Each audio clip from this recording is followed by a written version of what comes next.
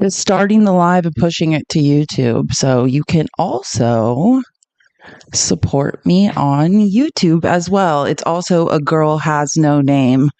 I love this chair, my ADHD chair, which by the way, we did this one night when I was debating with Pickles, but people have asked me in the past about this chair I'm always talking about. I put it in my link tree on my profile. Um, someone, did you just wait? Hold on. Auto translate. Oh, that's a new. I've never seen that. Never mind. Sorry. A pop up on TikTok Studio just came up that I hadn't seen.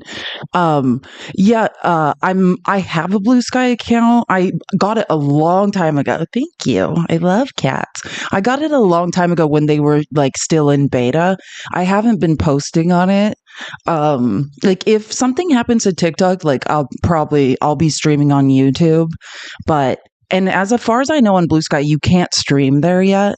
But yeah, when I start posting and I've just been working on like learning the TikTok Studio software, the Streamlab software. Like I just started streaming to like Twitch and other places. So I'm just learning software. But once I start posting again and have more time, I will eventually. And hopefully I want them to get streaming software. Like as soon as I can push my lives there and you're able to stream there, I will. Yeah, I have YouTube. I'm live on YouTube right now. It's the same name as this account. A Girl Has No Name. That's the replays of this show. As soon as they're processed, they're posted every day to YouTube. So if you ever want to go back and clip the show or like, oh, I saw that clip, where can I find it? It's on YouTube. So it's just A Girl Has No Name, same exact thing. And follow me on YouTube, please. Do follow me on YouTube. Watch the show, support the content. It is much appreciated. Pickles. Yay. Hey, happy Thursday. Thank you for following me. Cosmic Pizza, I haven't seen you forever. Thank you so much. Who bought these subscriptions? Who did whoever just bought these subscriptions, thank you so much. I can sometimes have a hard time figuring out who actually buys the subscriptions. Whoever bought those subscriptions. I appreciate it so much. I'm trying to get to 500 today. I very much appreciate the support. Whoever. Thank you so much. I had a convo about this live the other day. I was like, Felice said, oh, thank you so much. I love doing these lives. Guys, keep tapping the screen. Let's try to get to 100,000 as fast as possible. I love these lives too. Like, it just helps me I don't know. Knowledge is power. It's good to know what's going on. Just Pickles. Just a point of Hoodie is requesting. Is there a reason? Do you think we should talk to him or no? I know. I don't care either. Yeah, I know. Same. I mean, he's pretty much banned for mine. So I don't know. I thought he was. And he was also harassing me in the comments the other day. Thank you guys so much. I remember to pin my gift goal. And we have a lot to talk. There's a lot going on in the news. I know I say that every day, but I think this is just how it's going to be. Like I'm just never going to be more surprised. Or I think I'm just going to be surprised. Actually, and I want to test something because remember there's been an echo on the stream and I said I was going to install and uninstall software and just troubleshoot. So I just want to also check really quick. I think we'll start. Have you seen what is going on with that? She's like one of the best basketball players in the world with Caitlin Clark. Well, okay. And I found a good clip. I like this guy he's like an independent who has a radio show in Nevada. The first time I heard of him, I know people here follow him he's on TikTok as well. His radio show is called like Pushing the Limits. But like the first time I started following him like on X there was a Trump rally in Nevada and He like was filming himself like confronting people selling Trump Bibles and being like, "Hey, do you think it's Jesus would want you to be selling these Bibles for like $60?" And he was like confronting vendors who were like selling like those Trump sneakers for like $500. So I don't know. Anyways, he's really funny, and I'll let him talk about it. But basically, Caitlin Clark is a white woman who um is very good at basketball, but was just saying like, kind of like women's basketball has the WNBA has been built off of, the backs of black women, and we should be mindful of that kind of thing. You know what I mean? She was just stating a fact, and then people basically like Charlie Kirk and everyone, just went insane. They just went after her and are like, the whole world is rejecting wokeism, and this girl is like, acting like she cares about black people. It makes no sense. But let me show you that clip, and then we can test if my echo is finally gone. Hold on, let me start it over and make it a little bigger. This guy's really funny. Again, I believe people have told me he's on TikTok. I'm not on TikTok a lot. I mean, other than the app, because I'm already on here for hours streaming. But it's his radio show and his handle like on X. It's called Pushing the Limits, like PTL. It's really good. Okay.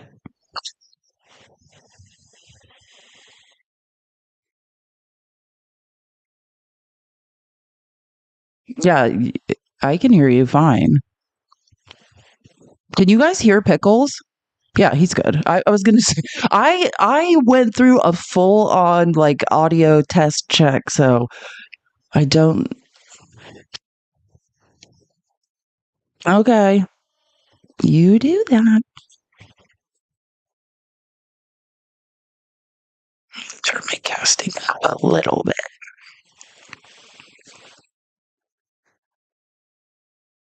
No,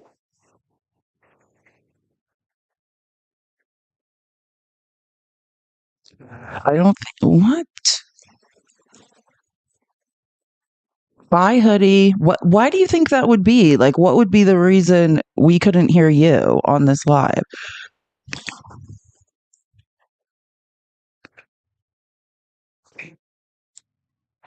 I'm just trying to think though, like, because one time, let me look at some settings really quick. Can someone else join really quick so we can see? Can someone request so we can see just really quick if um you guys can hear, or I can just restart my live too. That's also an option here. Let me see. Oh, I am literally blind in one eye right now. I stabbed myself with my eyeliner. Hey, it- can you talk loud? Can you guys hear? You guys can hear? Can you guys hear Pickles? Is what the question. Can you guys talk? Can you hear Chrissy talking? No, they can't hear you guys. What? Yeah, I'm just going to restart the live really quick because I have no idea. Yeah, this is a new one. All right, I'll just restart the live. Bye, guys.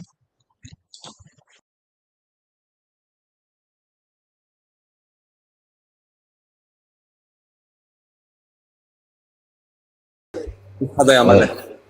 سماغدو حقن السلطان سماغدو حقن. هاي ما نزلت حدا، ما نزلت حدا. يعني لا الزمن لا حدا لا، أنا ما نزلته. أنا أصلا طلعته لسه. أنا عارفة إنه رمى 500. المايك 10 دقائق، اعطيني لسه المايك ما 10. أخذ حتى حقه. أنا طلبته. شباب 6 جستات، 6 منال أعطيني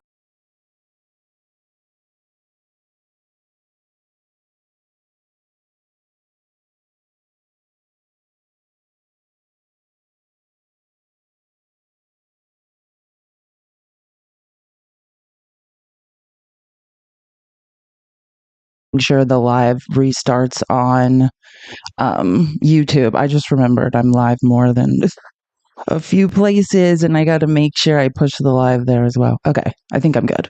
I think that crisis has been averted. Give me 1 second too, because I'm thinking actually. Monitor.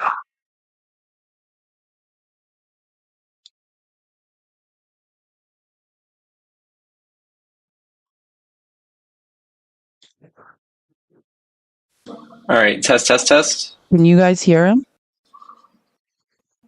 Can you hear TikTok or TikTok? I was looking at TikTok sharing the live, and then I was saying, Okay, good. thinking They of can hear me now. you. Yeah, thank you for sharing the live. Okay, well, that's weird.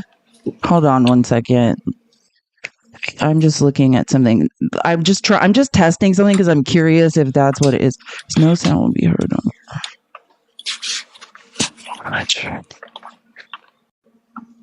Okay, will you talk now? Can you guys still hear him? Test, test, test, test, test, test.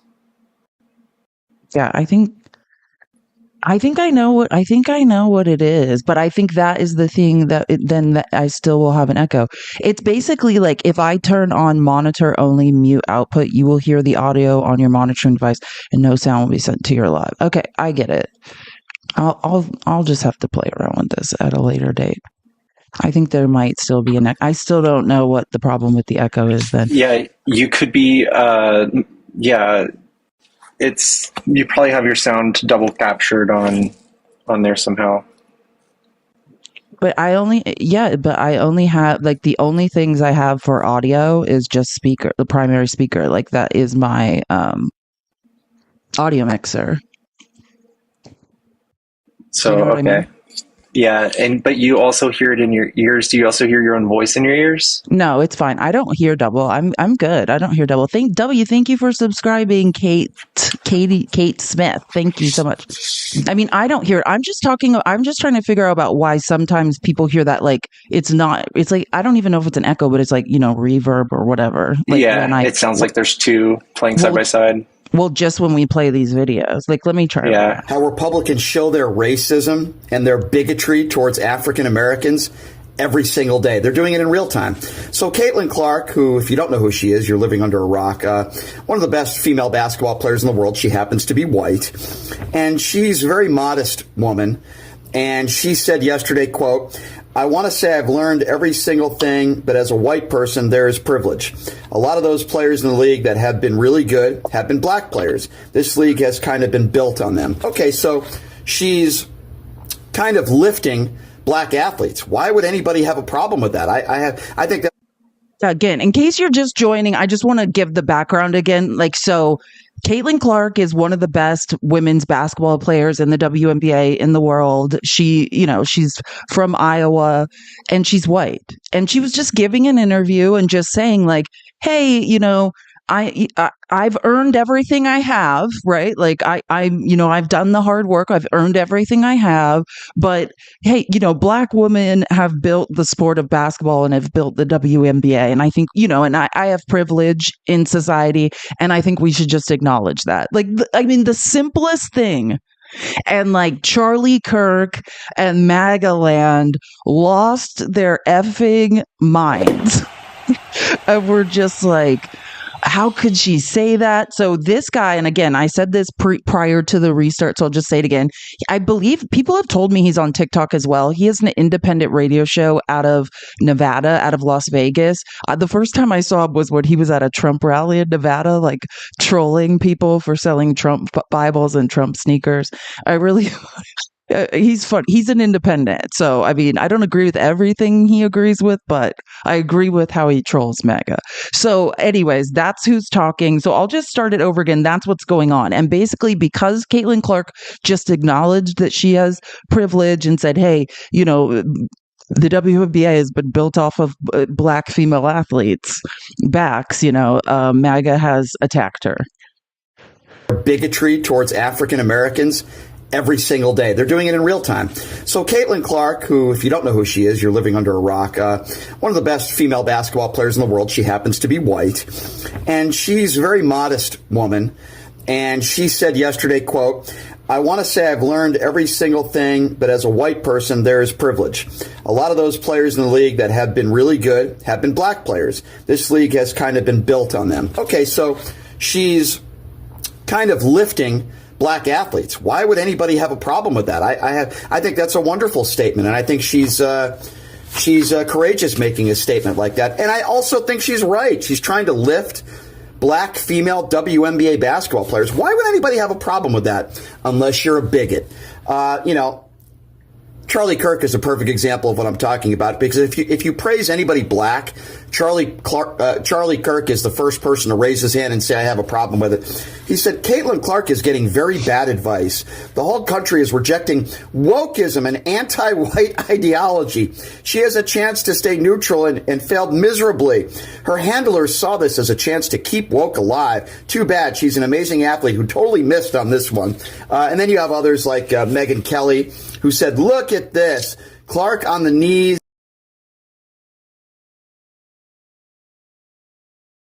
Look at this. Clark on the knees, all but apologizing for being white. First of all, they're completely wrong. Caitlin Clark isn't apologizing for being white, you racist, bigoted fools, you. She's not apologizing. She's claiming what most white people in this country, I think, would admit, unless you're a racist, is that there is something called white privilege. But you see, if you're on the far right and you're a MAGA bigot, which comes with the territory, again, anybody who lifts somebody black, in this case, Caitlin Clark, lifting WNBA female black athletes, if you're on the far right and you're a bigot, which many of them are, you're going to have a problem with this. All Caitlin Clark said is, listen, I've earned everything, which she has, but I do have something called white privilege, and let's lift female black athletes in the WNBA. Really, that's all she said. And look at all the people on the far right that have a problem with her comments. Again, it could only lead you to one conclusion. The Charlie Kirks of the world, the Megyn Kellys of the world, and anybody else like the Clay Travises of the world on social media that have a problem with anything Caitlin Clark said are racist and bigoted in nature. It's as simple as that, everybody. I love that guy. I actually don't even know his name. I just know the name of his radio show. But someone, I think Goats R Us, said that on his show. He basically has like a call-in show. Like I said, he's an independent, and MAGA calls in and just says bigoted stuff. And then he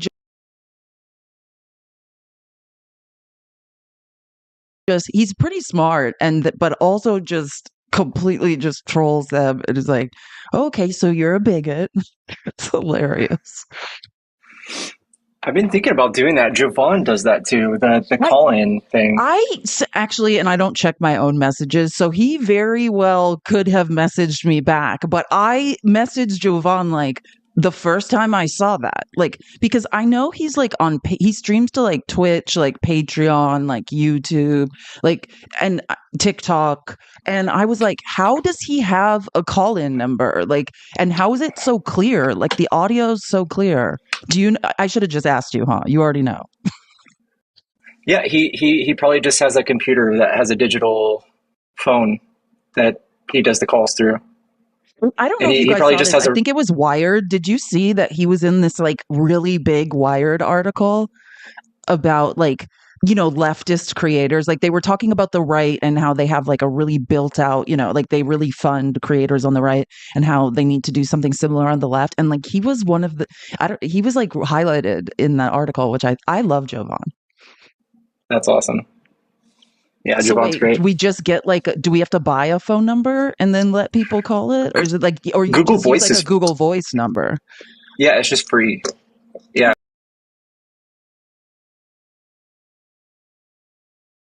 Google Voice number.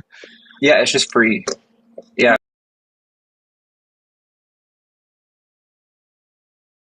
Google Voice number. Yeah, it's just free. Yeah.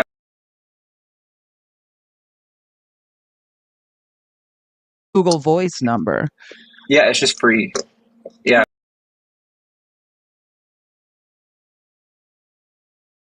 Think of all the bigots like on Twitch that probably want to yell. You know what I mean? Yeah. I'm sure it's a great idea. Anyway, anyways, but we digress.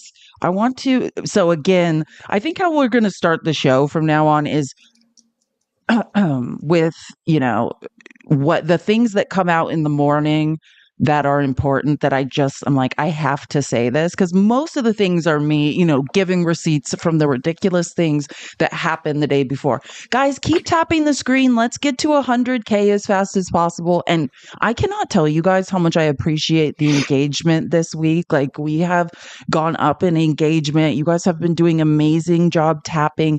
Tapping is clapping. If you appreciate what I do, like just consider me like a teacher. And if you don't know, like the smallest amount of work goes into the actual show, right? Like it's putting these outlines together, like doing all the clips and the work that happens away from the show. So if you appreciate the work, please tap the screen, please gift. That's Pickles, Cash App, and Venmo. We so appreciate him being here. And and this is mine, if you have a message or a joke or a question or anything you want to be read aloud, put it in the comments of the Cash App or Venmo. And let me make sure I have mine open and we will read them periodically. Oh, I have one. Jen says, love you and your hard work. Thank you so much. Jen, I love you too. And I mean that very genuinely. This community is my chosen family. So I love being here and hanging out with you guys. You guys are going to love this. Do you guys remember the sham impeachment trials? Well, it was never a trial, but the Joe Biden, like the Oversight and Accountability and Judiciary Committees were doing these like impeachment investigations of Joe Biden. And then everyone they tried to bring in, like they were having people like call in from prison and testify. Because like one guy turned out to be like an Israeli/Libyan arms dealer who was like acted as a foreign agent on U.S. soil and was like on the run. And one, like the biggest one who is currently is in federal custody right now. Like the one that made up the entire story. His name is Alexander Smirnov. He was the guy during the stupid James Comer, Jim Jordan congressional hearings that cost us all millions of dollars, where they tried to say that, millions of dollars had gone to the Bidens and blah, blah, blah. Well, there was one. I mean, he really was arrested for acting as a foreign agent on U.S. soil. And if you want to know what that means he's a spy. And it turned out not only was he a spy, but the reason they weren't arresting him was because he was acting as an FBI informant. So they had all of this other like stuff on him. And then also in the process of it turning out he was acting as an FBI informant, because you know me, I read all these court documents. Like it's fascinating. He also had just been like acting as a foreign agent on U.S. soil or something, acting as an FBI informant and like not paying any taxes for like years and years. So he also got indicted for a lot of like tax fraud as well. Well, and who's handling this case? David Weiss, because the reason this was all being investigated was because of like what was going on with James Comer. They were looking into, they appointed David Weiss as a special counsel and empowered him to go after Hunter Biden. Well, in the process of trying to do that, they realized that it was all a bunch of lies. And it had to do with Russian propaganda and this guy, and they arrested him. So anyways, they reached a plea agreement with him today. Like he's basically pleading to pretty much everything so that he can only go to jail. I can't remember. Actually, I think I screenshot it because I can't remember the amount of time they're recommending, but it's for like so that he won't be like in jail for the rest of his life. But here's what we have. So special counsel David Weiss. Again, David Weiss is the special counsel that is in charge of the Hunter Biden stuff. This might be the last thing David Weiss does to wrap up his role as special counsel, and then he would like release his report so we know what's going on. Yeah, maybe Trump will for Putin. Someone said maybe Trump will just for him. Maybe. I don't know. It says that for anywhere from 2 to 6 years. Yeah. Yeah, because it says it in months here. You can see at the bottom 48 to 72 months. And I was like, how? 48 is 4, right? It says 48 to 72 months. Prosecutors recommended that Smirnov be sentenced to 48 to 72 months in prison as part of the plea agreement, which still needs to be reviewed by a judge. Cool. Sorry, I like pretty gifs. That was amazing. I also like space. Yeah, so it's 4 to 6 years. Well, this just came out this morning, and that I'm just saying, and it could say something different in another article, but this is part of the plea agreement, like I said, that so he doesn't end up, I guess, in prison forever. Yeah, they indicted him also on tax charges, but what I want to read, he had to like make an admission as part of this, and I wanted to read that. So the agreement brings to a close an ugly chapter in which Republicans in Congress pinned allegations of Biden family corruption largely on claims Smirnov made to FBI agents in 2020. Claims, and I've read all of these court documents, like it's complete BS. Even the FBI agents that were getting that he was feeding these claims to were like, I don't know. Claims that Smirnov now admits are lies. Did you hear that, MAGA? We don't need to hear any more about Burisma. This is the guy that started the lies and proliferated them. Whenever they were saying in those hearings, oh, we have an informant, it was him. It's him. Claims that Smirnov now admits were lies. Again and again, lawmakers repeated those and other accusations about the Biden family at the same time, saying that the Justice Department and FBI were not aggressively prosecuting the Bidens and other Democrats. But it was all a bunch of lies. It turned out James Comer was literally quoting like 3 spies in those meetings. Yeah. So, and like I said, the coolest thing. Oh yeah, here we go with the admissions. Smirnov admitted to falsely claiming in 2020 that Joe Biden and his son each took $5 million years earlier to shield Ukrainian energy giant Burisma from prosecution in that country. Parts of Smirnov's tale emerged in FBI documents trumpeted by congressional Republicans, even as his identity remained unknown on Capitol Hill. Well, I mean, I don't know. He's going to be in jail. So, but the Republicans have no problem having people call into congressional hearings from jail. We know that. That's one of their favorite activities.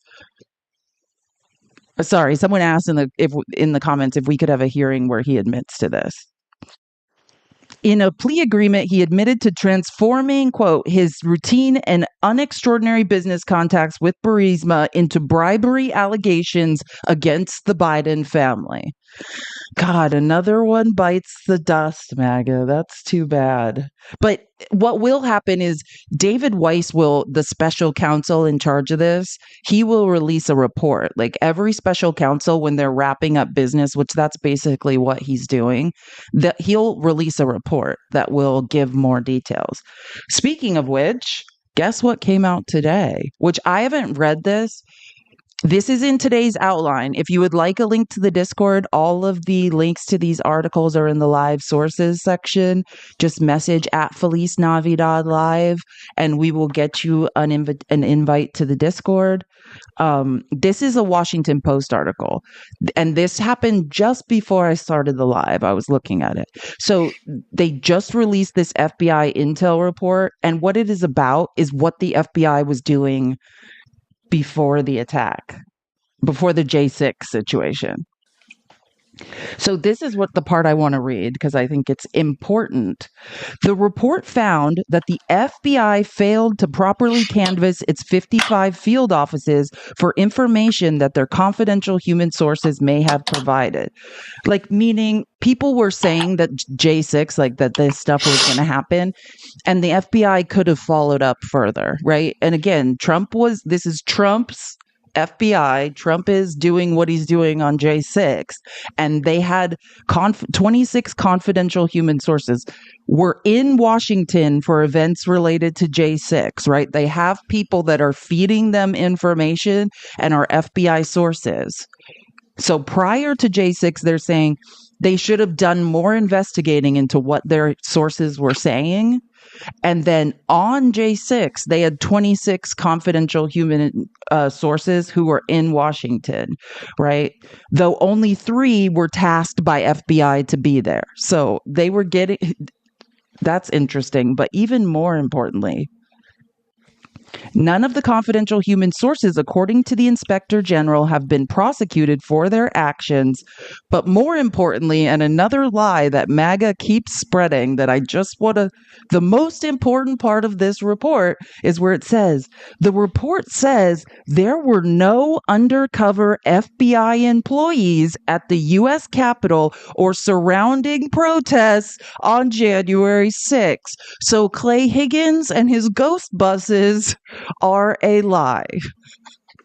I should have gotten the ghost bust video. Like, I should have got Clay Higgins ghost. So all of them, I don't know if you guys remember how much MAGA was saying that actually they said J6 was not in fact MAGA, that they were undercover FBI agents setting up Trump. Does anyone Who's remember? Ray Epps? Oh, yes. Ray Epps. I forgot about what his name was. Yes. Ray Epps' life was ruined. I need a Kleenex really quick. Hold on one second. I have to go get a Kleenex. Just sing everyone a song while I grab a Kleenex. Tap the screen, chat. Let's get to 50K. Let's get to 50K, guys. Don't be selfish. Tap the screen. Yeah, the report also says we found no evidence in the materials we reviewed or testimony we received. The report states, it says the Inspector General's report debunks widely circulated claim that FBI agents participated in the protest or entered the Capitol undercover in January 6, 2021. What investigators did find is that FBI asked 3 confidential sources to travel to Washington for the events for January 6th for the purpose of gathering intelligence on domestic T group subjects who might be in attendance. Yep. So again, though, most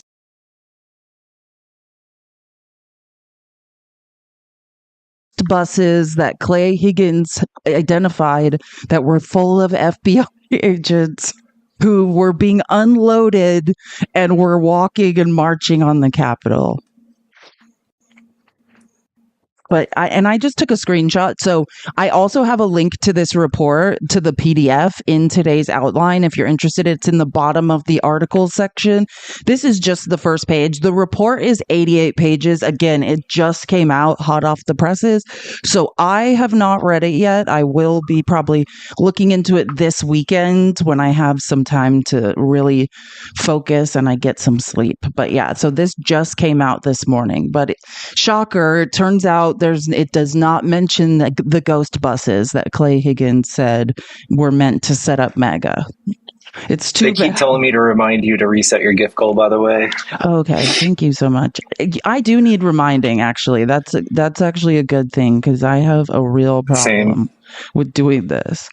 If I could do better at this, I'd probably, it would probably help the algorithm and stuff. That's why it's good. Thank you for reminding me.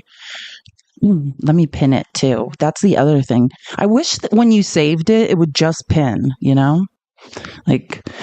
so okay, so that's new. Guys, keep tapping the screen. Tap, tap, tap. Let's get to 100K as fast as possible. You guys are doing an amazing job, and I so appreciate it.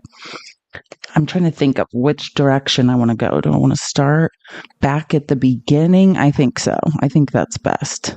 I have so much interest, so many interesting things to speak about today. Oh my, prepare yourselves. She just can't let it. She just has to keep messing things up. It's like nobody was going to vote for you.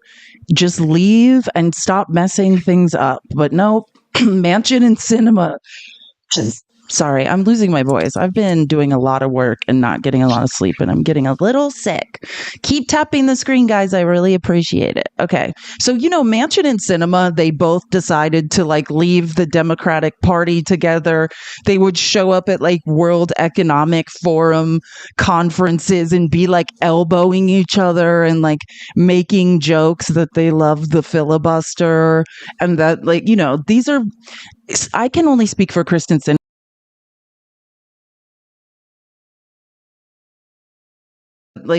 These are, I can only speak for Kristen Sinema because she was my senator from Arizona. She ran as a Democrat And she was like, I'm bisexual, which I was like, I totally related to her. There were a lot of things about Kristen Cinema that I was like, oh, okay, I'm a liberal, I'm this, I'm that. And I was like, oh, that's, like we can all relate to her. And then it turned out really she ended up being was someone who was really beholden to lobbyists in K Street. Like, she is the ultimate rhino. Like, I think she had like no money when she went to Washington, D.C., and she's worth millions now. So this is the best part. Do you guys remember when we were watching like the RNC and the head of the Teamsters showed up at the RNC? Like, the Teamsters is the largest union in the country. It's like the president, or Sean O'Brien, he's either the president or the vice president, showed up at the RNC and like gave a speech. He didn't technically endorse, but gave a speech. And he was condemned for it. Like, like other union leaders were like, how could you do that? Like, the Republicans have never voted to support a union ever. Well, this is the first taste of FAFO, right? Like, for all of the Teamsters, all of the union people that decided to elect Trump, so again, the reason I'm mad at Sinema is this woman she's on her way out of the Senate. Right? She has not been participating in votes. She hasn't even been showing up to Capitol Hill. Like, all these judges, there's all these votes that are happening. She hasn't participated in any of them. But let me just tell you how the unions are absolutely screwed now. Thanks to good old Sinema. You can always count on her. So Kamala Harris, right? Because if you remember, Kamala Harris is the tie-breaking vote in the Senate. And she was preparing to head down to Capitol Hill to be the tie-breaking vote, right? For Biden's nominee to the crucial National Labor Relations Board. That is the board that settles disputes between corporations and unions. Like, the Democrats have controlled this board for a long time. That's why when there's strikes and things, like, we have the deciding votes on this board. We should have gotten another person on the board yesterday, but no. So from out of nowhere, like I said, Kyrsten Sinema had not even been on Capitol Hill. She'd missed vote after vote after vote. Joe Manchin showed up and cast the deciding vote against McFerrin. These are two people who used to be Democrats and allegedly were independents. And Kyrsten Sinema has long said that she supported unions.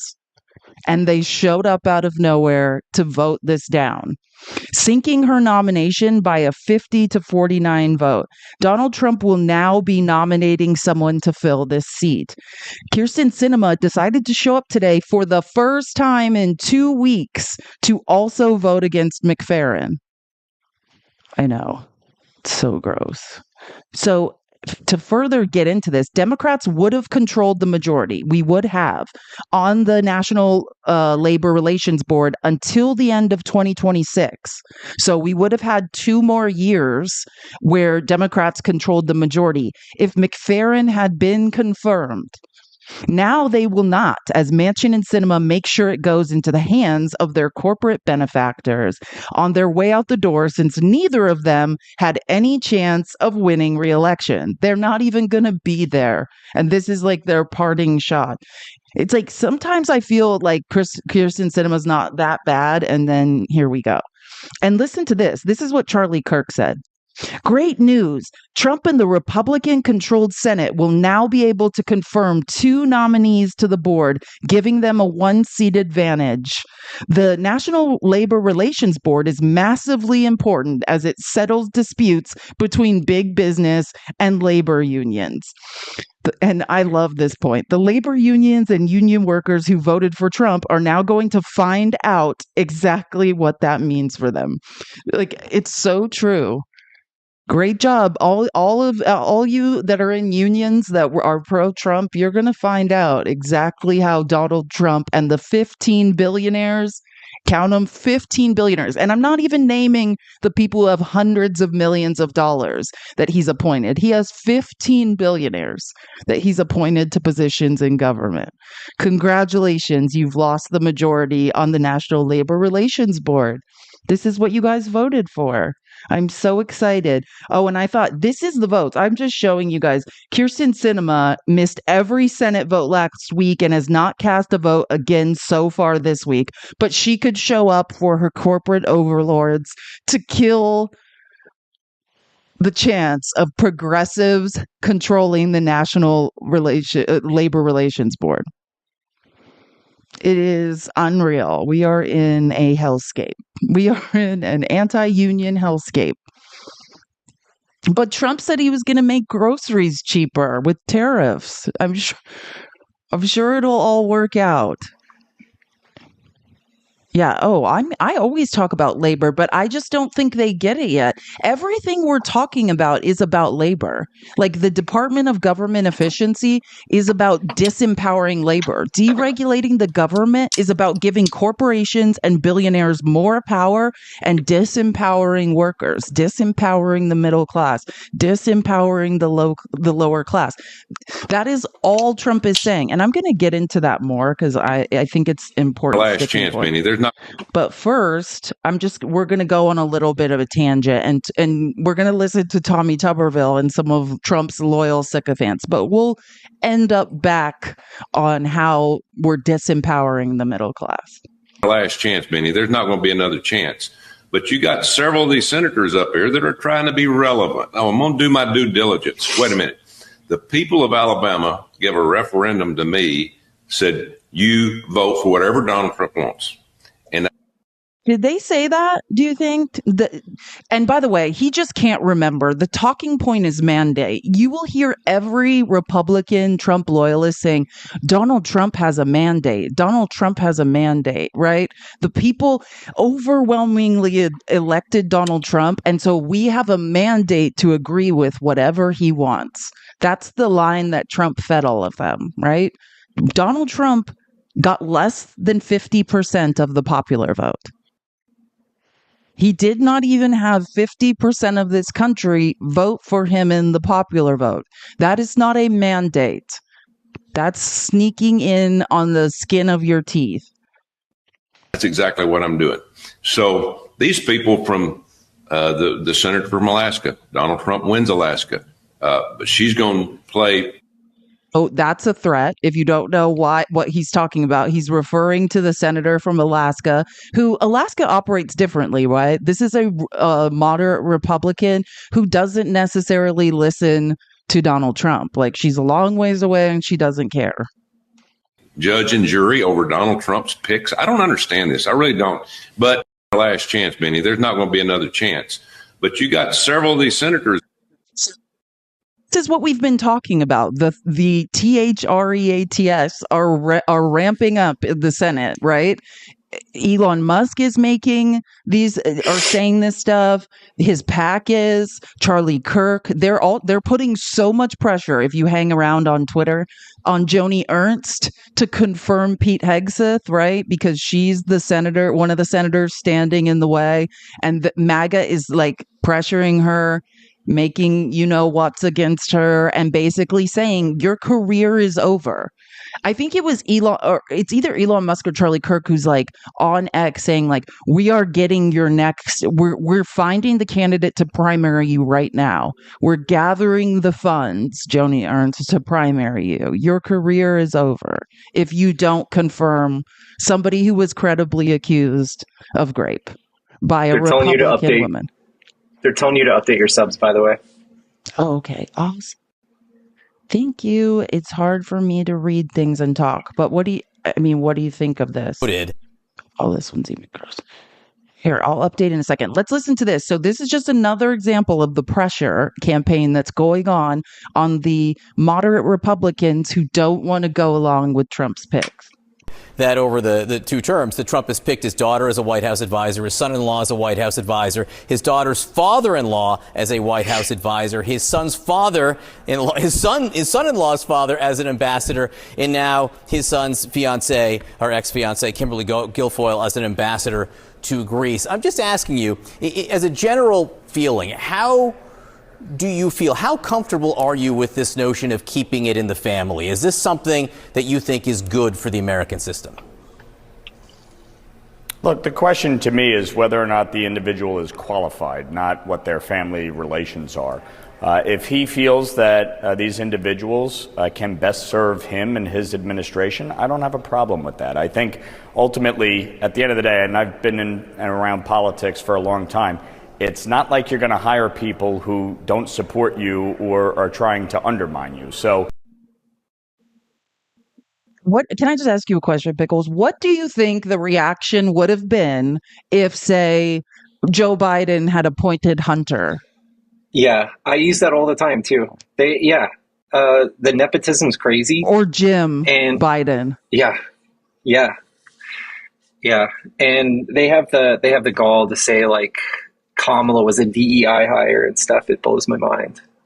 Oh, and they are saying it. I think I have some of the clips. If I didn't actually clip it, they're back to doing it about now his name is escaping me. Who is the 4-star general who's in the Milley? job?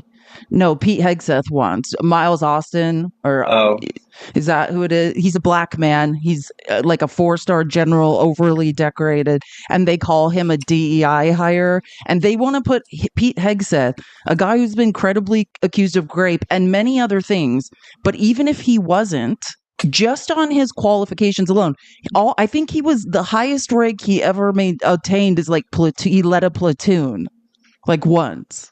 Like, this is not a person that's qualified, but a black 4-star general, Lloyd Austin. Thank you. I was saying an old receiver from the Dallas Cowboys, Miles Austin. I was like, wait a minute. I'm pretty sure that's a receiver who used to play for the Cowboys. Lloyd Austin. Thank you. Yes, a black 4-star general is a DEI hire, but we actually just have a bunch of unqualified people. And now they're just justifying, it's fine to appoint your family. It's fine to appoint billionaires who gave you millions of dollars and paid for their spots in government. This is late stage capitalism. We are here. Oh, and again, this guy. This is Eli Crane from Arizona. He's like Andy Biggs, his protege. He's on the Free Dumb Caucus. He is unbelievably unacceptable. To me, it's like, the American people gave President Trump a mandate when they overwhelmingly voted for him. President Trump isn't a choir boy either, but the American people recognize something in him. They know that he's going to fight for him. They've seen him do it before. And so they're not asking President Trump to lead their Bible study. They're asking President Trump, hey, we need you to turn this country around. We believe you're the strongest person to do that job. We've seen you do it before. We know what our life experience was like when he was in office, and we saw what it was like when you left. We want that back, please. And so, I just think it's so hypocritical when I hear politicians talk about, Pete Hegseth, and his personal life. Yeah. It's to me, it's like, the American. Again, his personal life. We're talking about a man, like our American military has a pervasive issue with SA, and they're saying because Donald Trump has a mandate, which I just said I just disproved, right? Oh, I actually took a screenshot. Here we go. A mandate, less than 50% of America voted for this guy. Less than 50% of America. That's not a mandate. And that doesn't mean what Eli Crane's logic is. Donald Trump has, they say he was overwhelmingly elected. That is a lie. Less than 50% of people in America voted for him. So it's not a mandate. But he's saying because Donald Trump's elected, if he wants rapists, if he wants people credibly accused of rape, that's fine. If he wants people that have no prior qualifications to do the job, that's fine. Whatever he wants, he should get. And there's nothing that's disqualifying.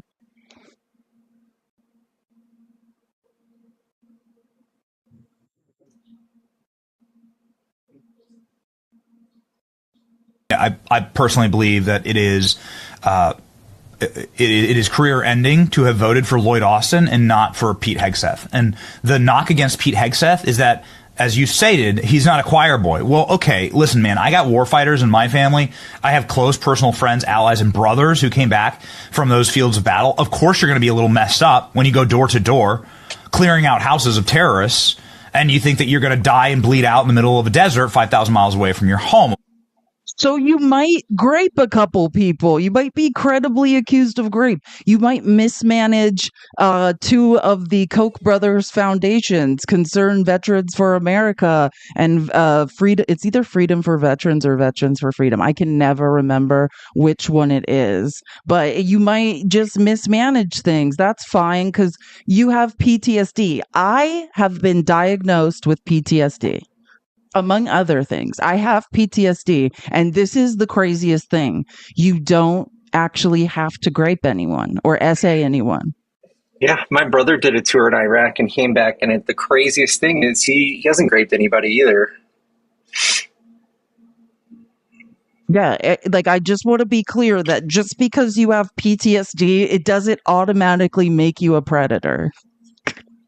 Or so, or like I said, like before I knew what was wrong with me and I had PTSD, yeah, I drank too much. I self-medicated too much. And then I had years of therapy and I like went to literally PTSD camp and took responsibility for my actions and learned how to effectively manage PTSD. And I stopped.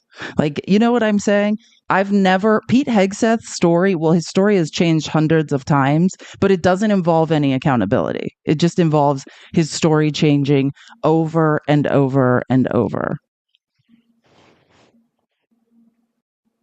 Of course, there's going to be some reacclimation that happens. You're going to be mentally shook, if not physically shook.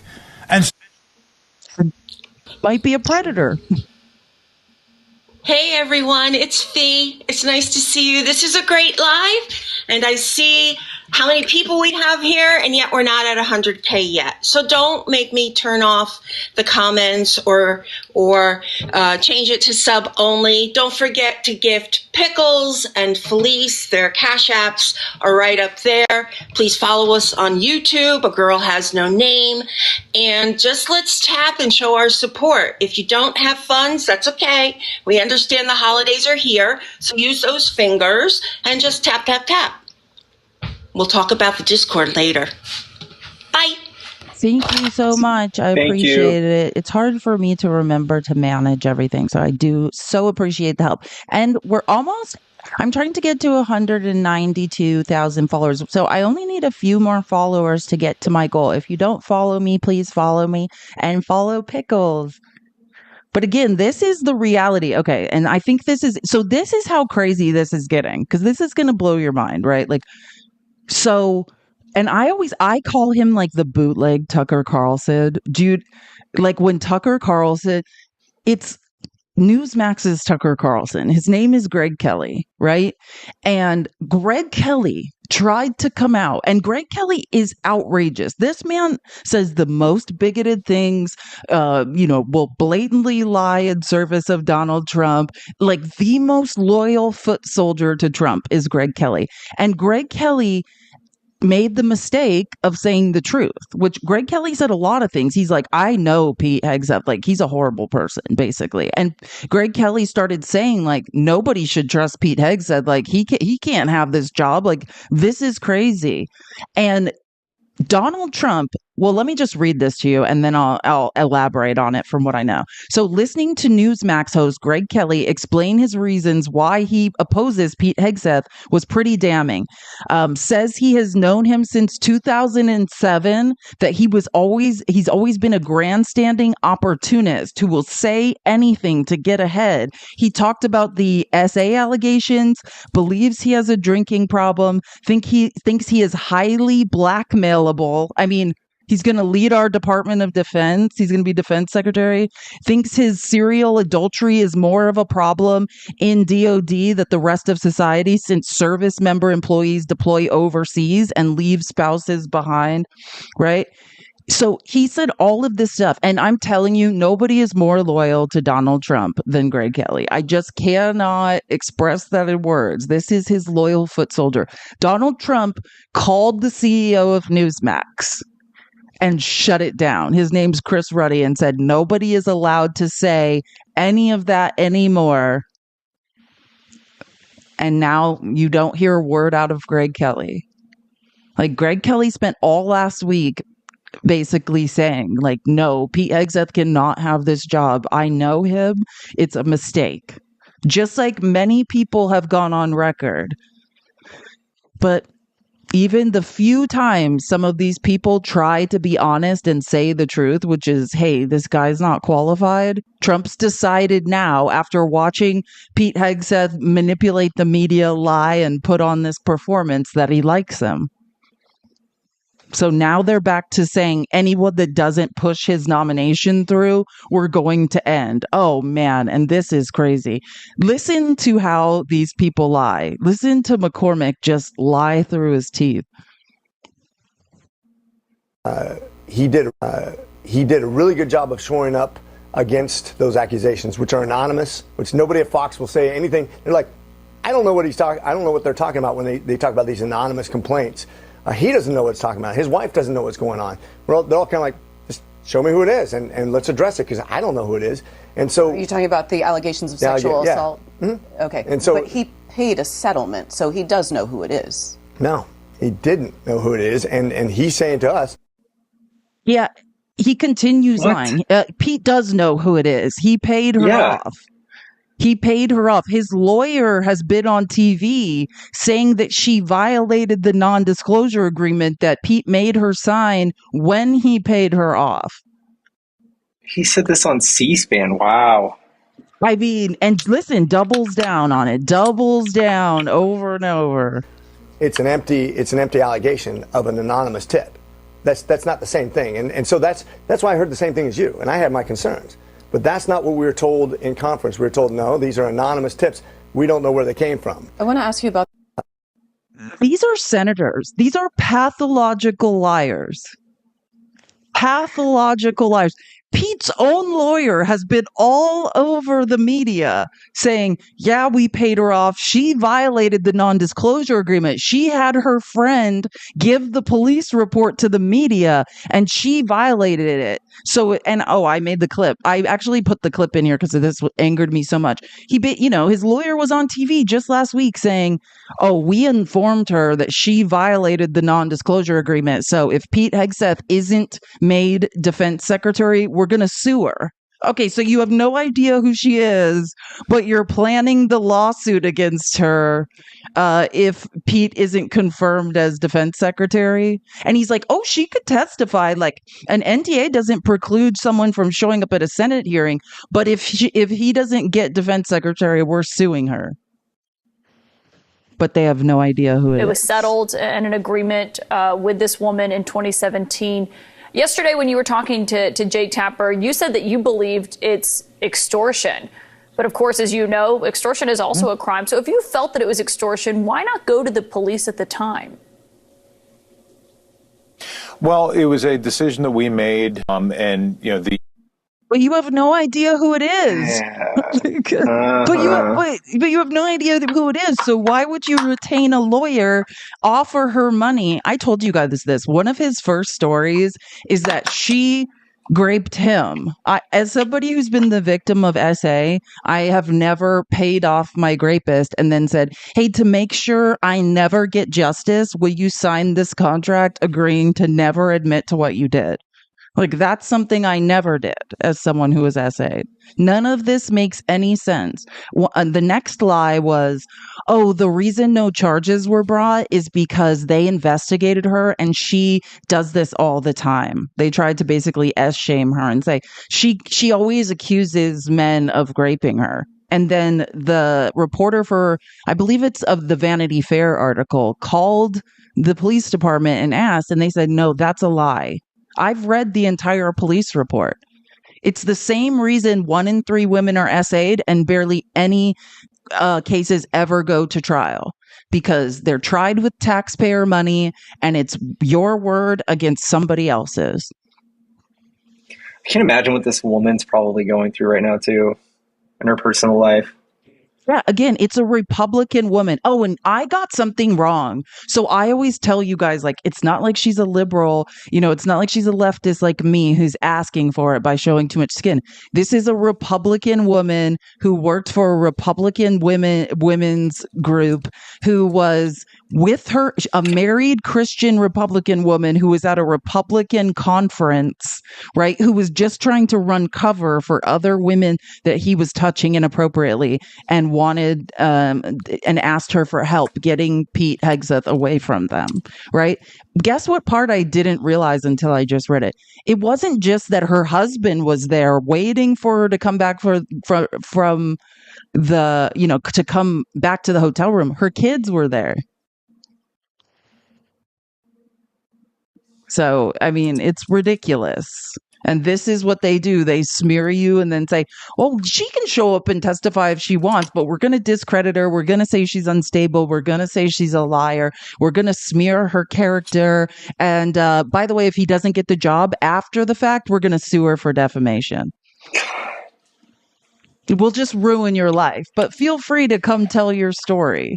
Like, your life is ruined when you're essayed. You don't need any of this extra.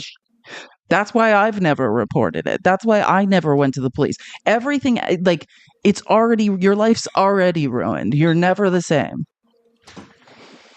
Let's hear McCormick tell some more insane lies, and then offer about the drinking. He has said that he's pledged to not touch alcohol if he becomes Secretary of Defense. What are your thoughts on that as a medical doctor? If somebody doesn't want to drink, I think that's fine. I don't know how much he drinks normally. I have no idea. He was very sober and alert and interactive when he was in front of us. All I can do is judge you by. Oh, he didn't show up to Senate to meet with people to convince him he's not an alcoholic, intoxicated. Let's give him a gold star. What? By what I see and what I hear, he's an intelligent guy, well-educated guy. He's a guy who's kicked in doors and done combat missions himself. He understands what the average soldier needs. Is he an expert at contracting? Absolutely not. As a matter of fact, I took him aside after our conference and said, really, what doesn't matter how masculine you are, how much DEI you get out of the military, if you don't have the most survivable equipment, you don't have... How masculine you are, how much DEI you get out of the military. These guys are so red-pilled. They're bigots. It's unbelievable. And what he's saying about contracting is Trump already handled. Trump appointed an extremely rich, I don't know if he's a billionaire or he just has hundreds of millions of dollars, but he appointed the number 2 person who is a military contractor and is extremely rich and has donated to Trump. So, like, don't worry about that, guys. There's a rich guy that does contracting. And just to show you how effed we truly are, after this nonsense, he wraps up this interview by saying that he's going to cut Social Security. I'm not even, you can't. And just in case this is not horrifying enough, don't worry, guys. He's going to cut Social Security and Medicare. And this is the problem. People have to have a realistic look at how we're going to survive as a nation. We keep on cutting it. This is the most compassionate thing we can do. If we don't do something to tweak Social Security, I'm just talking about small tweaks, but we will have an automatic cut within 10 years of 21%. That's not going to be voted on. That's just going to happen. I'm trying to save Social Security from bankruptcy. Same thing with Medicare, by the way. An 11% cut will happen in about a decade if we don't do something to shore it up. And we can't just say we're just going to print more money off, because right now, if we spent that entire $4.5 trillion of income per year of revenue, we would take over 7 years to pay off the debt without any interest payments and without any other budget. All we need to do is take the cap away. All of the profits have gone to the 1%, or we can just take more from the poor. Why not do that?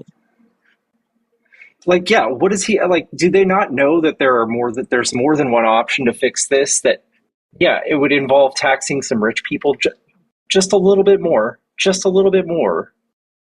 If you guys don't remember what we're talking about the cap. The answer to this question, there is something we can do, but these people won't do it. All of the profits in this country, we have the number 1 gross domestic product. It's not going to the middle class, right? Our wages aren't even outpacing inflation. It's not going to the middle class. It's not going to the lower class. The 1% has all of the money, but they're only taxed on 163,000. It's either $153 or $163,000 into Social Security. That's Now why it's it's like not solvent. it changes every year. I think it's 172 now because of inflation. Okay, cool. 170. Thank you for updating that. So 172, right? So think about it. These people are making 50 million a year. They get taxed on 172,000. That's all of our profits.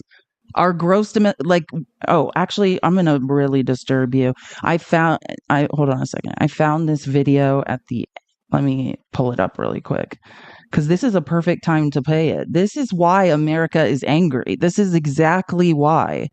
Listen to this. This is why we need to tax the people at the top of the economy to pay for our Social Security. That's where all the profits are, literally. And this guy just has a graph to show us, Interesting. If you want to look for reasons why people are unhappy and why the mood of the country is so dyspeptic, let's look at what has been happening to kind of what I'll call the fruits of our economic success. We've had a great economy for a good while with some ups and downs, but generally quite strong. But the rewards of that have not been delivered equally. So again, if we go back all the way to 1994, we're tracking here stock prices, and you can see what's happened to those. We're tracking corporate profits, and you can see what's happened to those.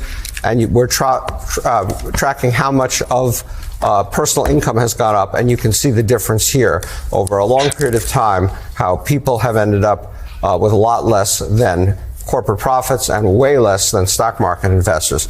And let's just look at the last two presidents. You can see that under Trump in his first term, corporate profits went up by a 14.7% annual rate over his 4 years. Personal income only went up by 5.7% over that same period. Biden, it's closer, but still corporate profits went up 12%, personal income went up 7%.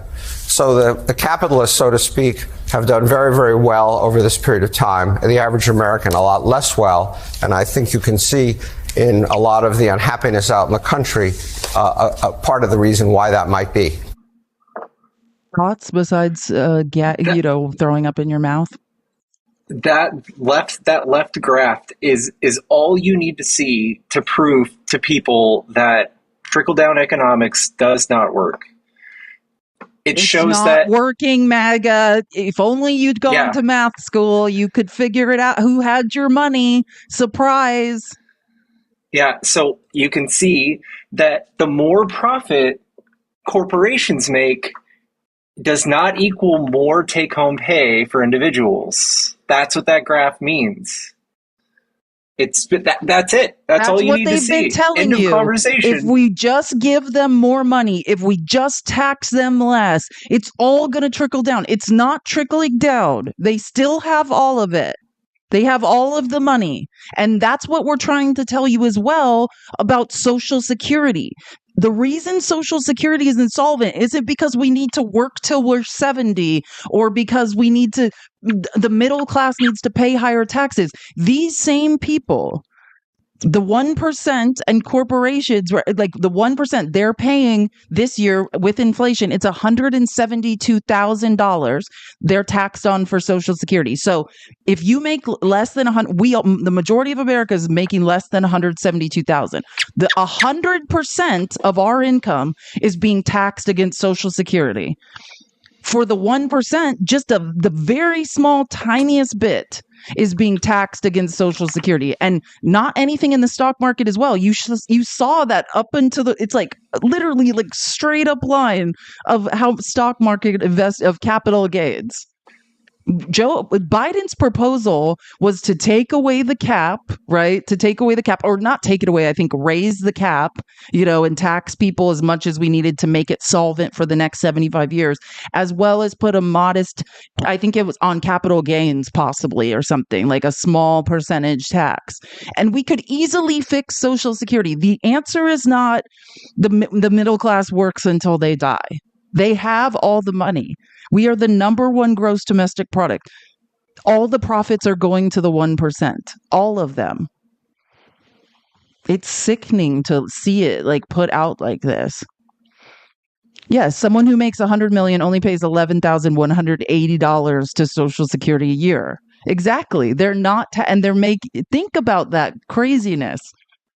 That is why Social Security is insolvent. And Republicans sit there like the blind, like they have no idea why. Like, oh, I guess we Americans just need to work until they're 80. That's the only solution. What should we do? Deport the migrants who are adding even more money into that. Let's do that. That makes sense. That's what a great point. And again, what Pickles is rightly saying is know that undocumented workers are paying into Social Security. They will never get it back out. They're not citizens, but they pay into it.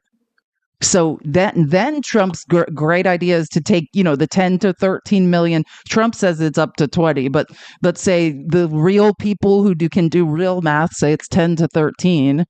And you want to take that money out of Social Security, make it more insolvent. I don't want to say we're doomed, but unless MAGA, that's what I'm saying. We're all in a lifeboat with MAGA, and we have to convince them that this is real. Like, I don't know what else to do. We have to teach them how to do math really fast, you guys. Everyone needs to become a math teacher immediately. Like, I don't want to scare you, but wait till I tell you guys what Nancy Mace is up to. Oh, and meanwhile, not to sicken anyone, but meanwhile, back at the ranch, look what is going on. Eric Trump announcing, remember when conflict of interest mattered in this country? This is the new Trump project financed by the Saudis. Financed by the Saudis. Yay. Tower Jeddah. Financed by MBS. Eric Trump's announcing it. This will be our 5th project together and among the most luxurious buildings anywhere in the world. Financed by the Saudis. Meanwhile, we're going to all be working till we're 80 because they won't pay taxes on their profits, on the wild profits they're making. Hey, Joanna. Hey, you two beautiful people. How are y'all? Hello. Amazing now that you're here. Oh, love y'all. So, I know everybody in the chat noticed that you couldn't yap for a little bit. That's because the tapping fingers got a little bit lazy, so we had to use the yapping fingers for tapping fingers. I'm going to need y'all to keep that up. You have 16 minutes for us to get to 150K, or the comments are going to be turned off again. Now, it made me very sad, as I'm sure it made y'all very sad. But we have to be active participants in the live so we can get more people in here so that they can get all this beautiful knowledge that Pickles and Felice are providing. There are 560 people in here. That should be a breeze to get to. I'm going to keep tapping. Y'all keep tapping. Absolutely. If you haven't subscribed, do that. It's super helpful. Follow Felice. Follow Pickles if you haven't. I don't know what the fuck you're doing if you haven't, but you should get on that. Felice is also on YouTube at A Girl Has No Name. If you want a link to the Discord, message Felice Navidad Live. And yeah, keep tapping so everybody can keep yapping. Love y'all. Thanks, Joanna. You guys, the replays of this post to YouTube immediately. Well, as whenever I'm right now streaming to YouTube as well, and then as fast as they process it and do whatever they do, the replays of these lives are on YouTube at A Girl Has No Name. If you ever want to show it to anyone or rewatch it, or you miss a day, that is where the replays are. Yeah, this is a disaster. I don't want to depress anyone, but so like Radio Free Europe, I believe this is like a $300 million budget that used to be like public media, like not biased media. Carrie Lake is now going to have a $300 million budget and is going to be running Voice of America. This is a person, and believe me, I know because I live in Arizona. Like I was hoping she was, because there was murmurings that she should go. She was going to try to primary Joni Ernst, but she obviously can't. She keeps losing. They can't trust her to win an election. So now she's doing this, right? She was a news anchor in Phoenix, like for like 30 years. Yeah, this is a woman who regularly campaigns on, she calls the media monsters. She wants to destroy them. She says they're all liars. She thinks like an end to journalism in America needs to come, right? As cruel as Trump is about journalists, meet Carrie Lake. This is the same, Voice of America is the same organization that Trump was accused of using his appointees, whose aim is to, like, the goal is unbiased news to audiences around the world. And they accused him of using his appointees to try to taint it in his first go round. Right? It's very disturbing. And he says, Mrs. Lake will ensure that American values of freedom and liberty are broadcast around the world fairly and accurately, unlike the lies spread by the fake news media. $300 million budget to spread. How does she sleep at night? The lies of MAGA. And protect 15 billionaires in Trump's cabinet as they slowly disenfranchise us and raise the retirement age and say Social Security is insolvent. This is reality. They're not kidding. This is what Project 2025 was talking about. For everyone in MAGA is like, he doesn't know anything about Project 2025. This is it. Yeah, it's the Ministry That's of Democrat propaganda. Yeah, just in case you thought I was exaggerating, right? She is set to sit atop an organization with nearly $300 million budget and more than 2,000 employees, broadcasting in nearly 50 languages to a weekly audience of more than 326 million people.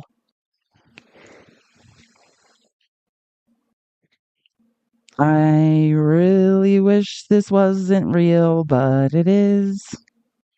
This is an organization Trump attacked repeatedly.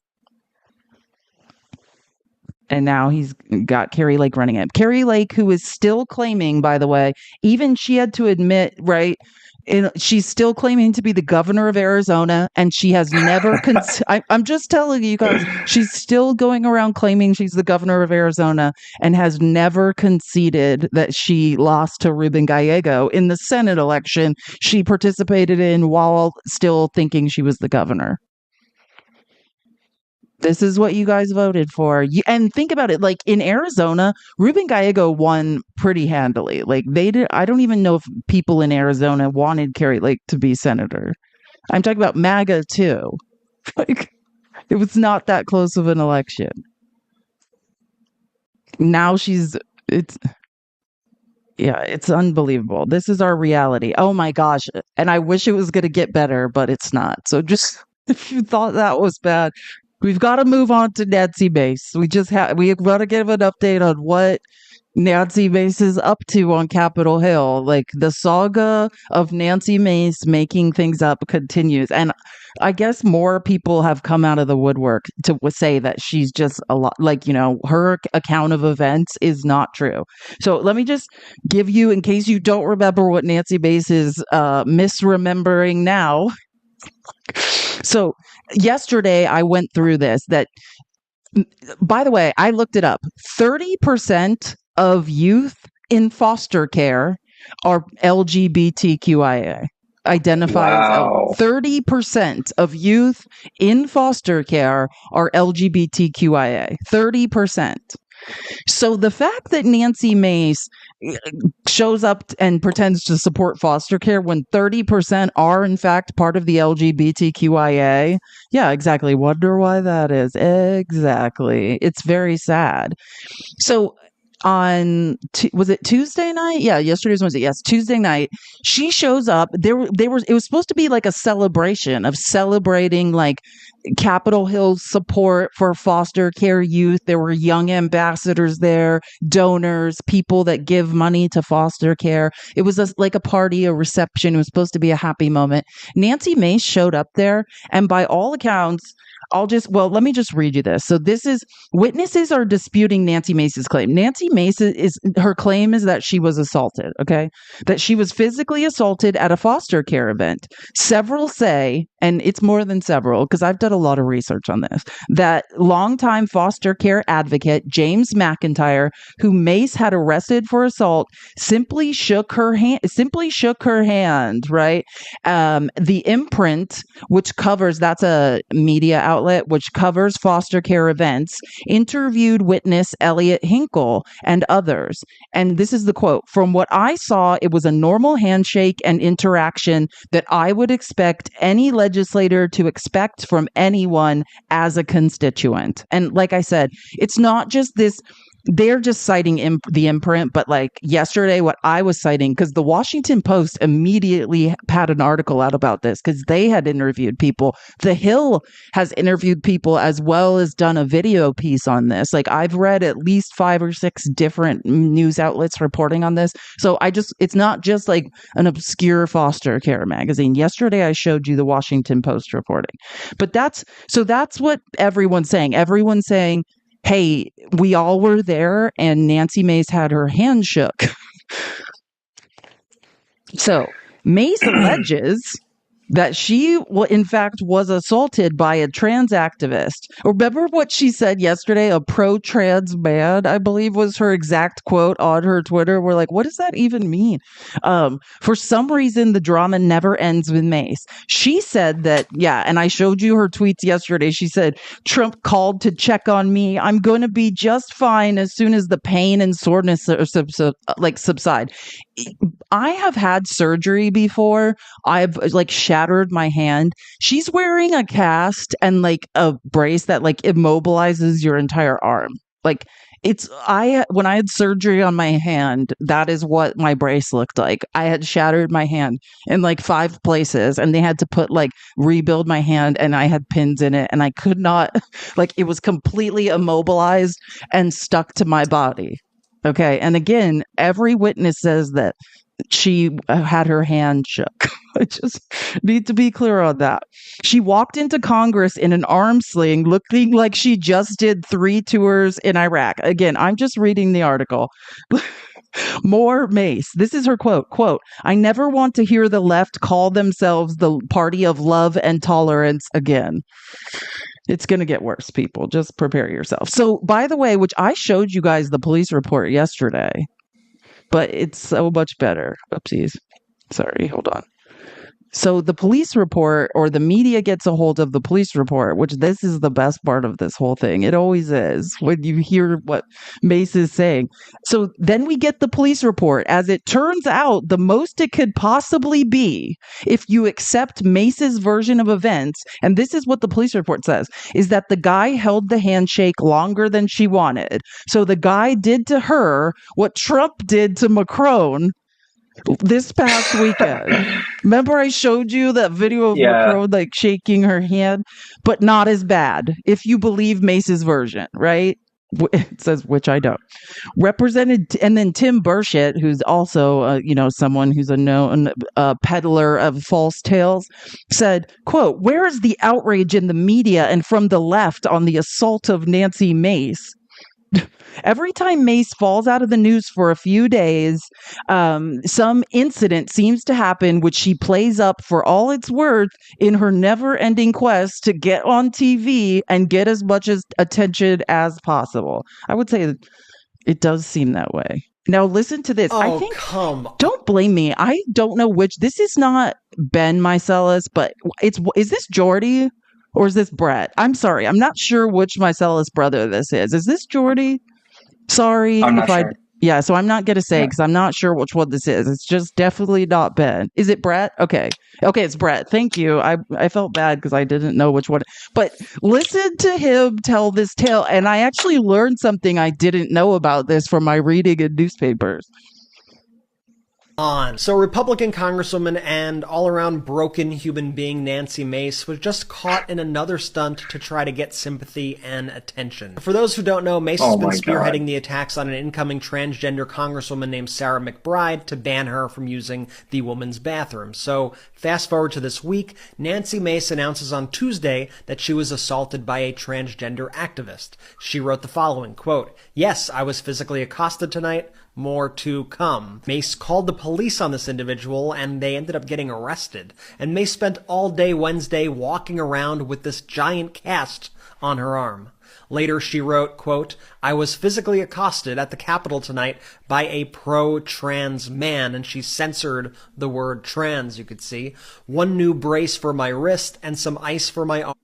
As if trans is a slur. Do you understand what he's saying? Like, as if, like, you cannot say that word because it's so gross, that it would be offensive to people. Which she did. She did say the T slur. She did say the T slur recently. So I know. She posted it on Twitter, and we had it on the. Yeah, she definitely did. Yeah. She said it. She yelled it into a bullhorn, and she wrote it on Twitter. But listen, this gets better. Well, now we're finding out the true story about what happened here, and well, Nancy Mace is a complete and total liar. It turns out that Nancy Mace went to a national foster youth event at the Capitol when she was approached by a transgender activist named James McIntyre. And 3 witnesses say that McIntyre did nothing more than shake her hand normally and asked her to protect the rights of transgender people. That's it. That's all that happened. And Mace got this person arrested and lied about being assaulted. And she is still tweeting about it. She has sent dozens and dozens of tweets playing the victim since the incident occurred. And this isn't the first time that Mace has been caught in a hoax. In 2021, she claimed that her house had been vandalized with Antifa symbols and profanity, but the people quickly realized that the writing around her home just so happened to be in her exact handwriting. These upside down U's that she drew to dot the I's were a dead giveaway. I didn't remember that. I've been a follower of Nancy Mace's BS for a while. Do you guys remember when she wore the scarlet letter A and people were like, "Girl, I think you need to read the book. Like, I don't think you understand what the scarlet letter A means." And if you had read the book, I think you would take that shirt.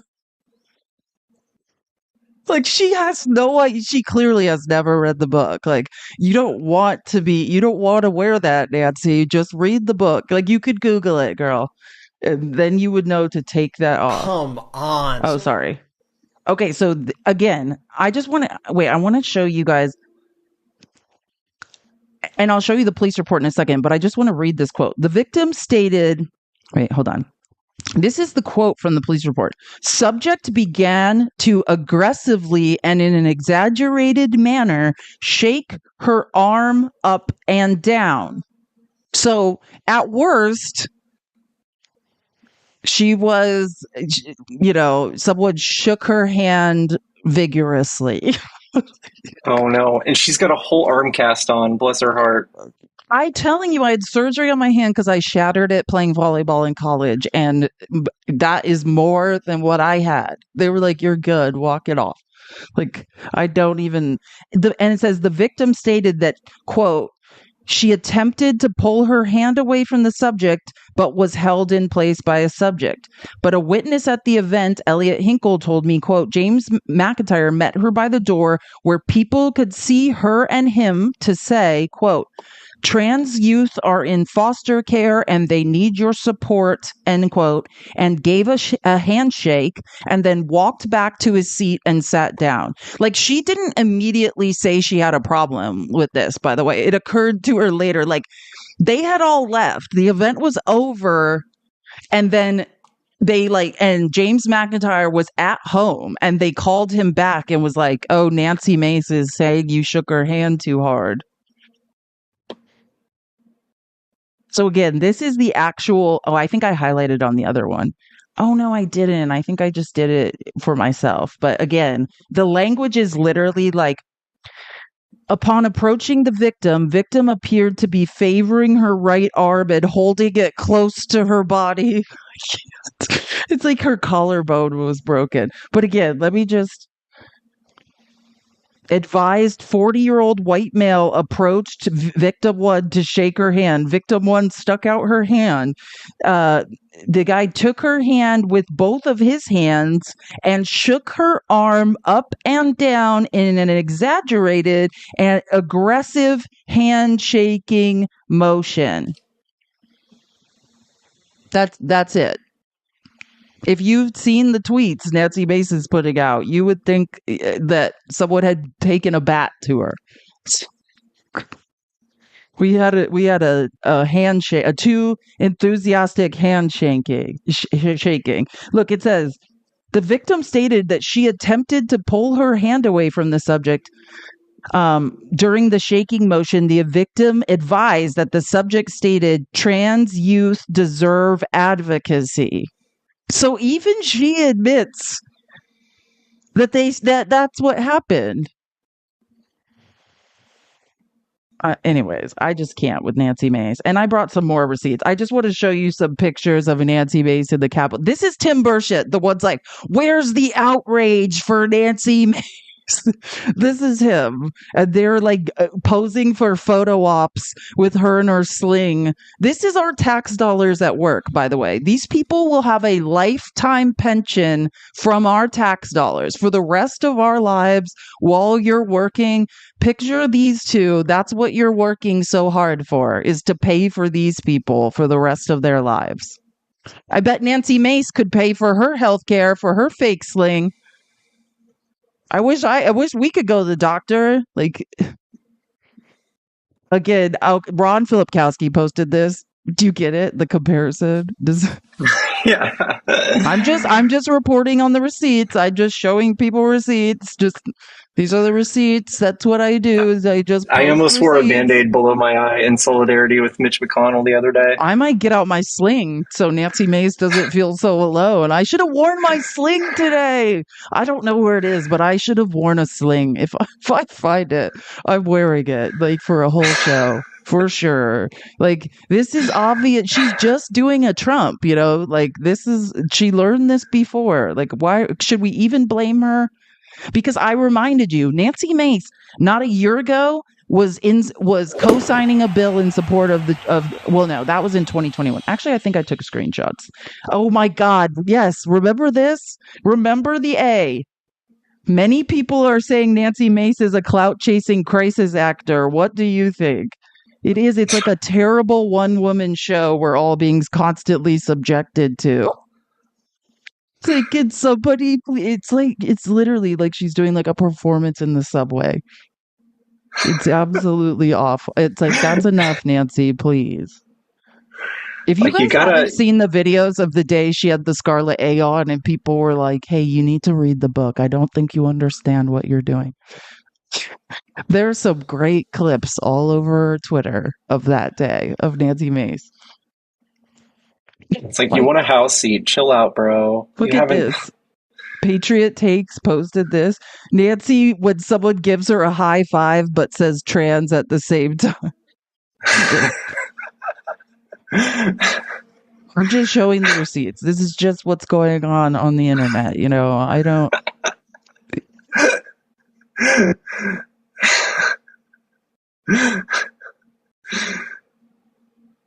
Oh, and this is, oh my gosh, this is the best part of all of yesterday. So Nancy Mace, and this is proof of it, is rumored to have these burner accounts, while she logs in as a fake person and pretends to support her own account. You know what I'm saying? And she forgot to switch from her burner account. And she was look at this. So it says, and Midas Touch posted this, when you forget to switch to your burner account, it says, I was physically accosted tonight, more to come. And then someone says, oh no, what happened? And then she's writing as if she's another person. A pro-trans guy out of Illinois assaulted her. Yeah, that's you, Nancy. That's you, Nancy. This is like a one-woman show. She has other characters in this weird act, pretending to be multiple people at once on Twitter. This is our tax dollars. We are paying her salary. to do this, to do that, whatever this is. I literally. She has to show up and vote every once in a while. That's it. That's it. I mean, we are paying for her to do this, to ask for bullhorns and go harass people who are peacefully protesting and whatever this is. This is our literal lives. Oh, and I wanted to show you this because if you didn't catch the People's Receipts last Wednesday, I was talking about Nancy Mace because Nancy Mace was at the Log Cabin Republicans Christmas party.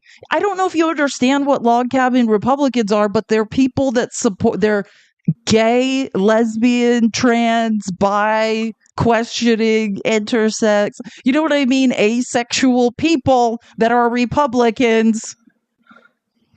The T is in fact for trans. And she's at their Christmas party while tormenting the trans community and not allowing them to use the bathroom. No one knows why. Nobody knows why. This is her last week at their Christmas party. Like, make it make sense. And so then this is the Log Cabin Republicans like charter. Just to be clear, it definitely says legislative protection for LGBTQ people in the workplace, ensuring that no one can be fired on basis of sexual orientation. Same with discrimination. So why would Nancy Mace be at the Christmas party when she's legislating against the LGBTQ? I do not know. Nobody knows. But this is just part of her. Oh, and I showed you guys this. I just wanted to provide the receipts because when I was talking to you guys about this yesterday, you guys were like, what? Yeah, Nancy Mace used to be the biggest LGBTQIA advocate in Congress, like Republican advocate. She co-sponsored a bill for transgender rights in 2021. The same person that's now doing all this stuff. The same person that's taping up signs on Capitol Hill next to bathrooms co-sponsored a transgender rights bill in 2021. I even screenshotted it in case anyone. It's called the Fairness for All. Thank you so much for subscribing. Thank you so much. W subscriptions. And then look, I even highlighted it. That's Nancy Mace as a co-sponsor, March 11th, 2021. Yeah, she's 100% a pick me. They said they were going to primary her unless she changed her mind about everything. So now we're here with now Nancy Mace is a one-person show doing whatever she's doing. Big L, Nancy, big L, like forever an L. Oh, and if you want to read more into this is a Rolling Stone article. It's in today's outline. It's called Bathroom Obsessive Nancy Mace Called Herself Pro-Transgender Rights Just Last Year. This is a good article that has a lot of the hypocrisy itemized out. So Nancy, we need healthcare in this country. I mean, she could probably get therapy if she wanted to. Make it make sense, Nancy. We don't get it.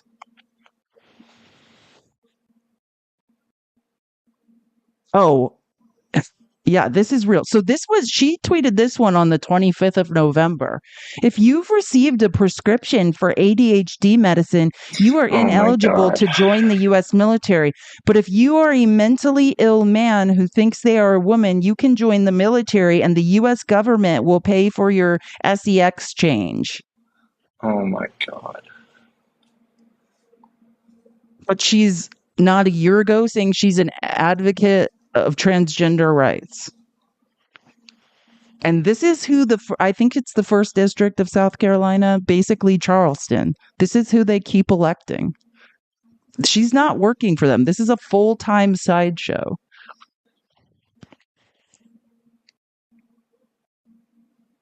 Sorry, I just need to make sure. Oh, yeah. So let's move off Nancy Mace now and talk about, so yesterday Christopher Wray resigned, which is not good. Right? Christopher Wray is the FBI director. And I told you guys the reason we didn't want him to resign is if he would have just held out and made Trump fire him, then Kash Patel would have had to have gone through a Senate confirmation. But because he resigned, I'm pretty sure it will be much easier for Kash Patel to just walk in and be the director of the FBI. That is so scary. A Fox News alert to start us off here, and really no surprise, but FBI Director Christopher Wray has announced that he is going to be ending his tenure as the FBI Director earlier than the end of his 10-year term, which, again, is not surprising, as Donald Trump has said he wants Kash Patel to head up the FBI in the new administration. David Spunt, live at the Justice Department with the breaking news for us. David? Well, John, Christopher Wray, the FBI director, is making this announcement right now in an all-staff town hall with thousands of FBI employees across the country. He says now is his time to go. As you mentioned, he has a 10-year term. All FBI directors do. He was 7 years into his 10-year term, and realistically, he had two options. Wait to be fired by President-elect Donald Trump because Trump announced Kash Patel would take over, or bow out before. He has chosen to bow out before. I wish he wasn't resigning. People in the comments are like, I heard it was the opposite. No, I wish it wasn't the opposite. I wish to God, but it is. He resigned, and he said it's to save the FBI. Like, he thinks in some way if he just goes away, like, it doesn't even make any sense. Like, there's no excuse because he knows what's happening. He knows if he didn't stay there and force Trump to fire him, that Kash Patel would have a much easier time walking into the FBI director's office, and he's doing nothing about it. Look, and this is the crazy. I think this is a great note. And so I'm going to show you what Trump posted when Christopher Wray resigned. And this is someone commenting on what Trump posted. It said, who's, by the way, a reporter for the Bulwark. Oh, hold on. Puzzle piece. Yes. Done. Okay. So it says this is what happens when a criminal takes control of law enforcement. All of this is lies. A party that repeats such lies is an authoritarian party, and a country that accepts such a regime of lies is an authoritarian country. Now, what is he talking about? This is what Trump posts yesterday when Christopher Wray resigns. It's some actual BS. The resignation of Christopher Wray is a great day for America, as it will end the weaponization of what has become known as the United States Department of Injustice. I just don't know what happened to him. We will now restore the rule of law for all Americans. Under the leadership of Christopher Wray, the FBI illegally raided my home. No, they didn't. Without cause. That's not true. Worked diligently on illegally impeaching and indicting me. That's not true. And has done everything else to interfere with the success and future of America. They have used their vast powers to threaten and destroy many innocent Americans, some of which will never be able to recover from what has been done to them. Kash Patel is the most qualified nominee to lead the FBI in the agency's history. Oh my God. That is not effing true, and is committed to helping ensure that law, order, and justice will be brought back to our country again, and soon. As everyone knows, I have great respect for the rank and file of the FBI, and they have great respect for me. Doubt it. They want to see these changes every bit as much as I do. But more importantly, the American people are demanding a strong but fair system of justice. We want our FBI back, and that will now happen. I look forward to Kash Patel's confirmation so that the process of making the FBI great again can begin.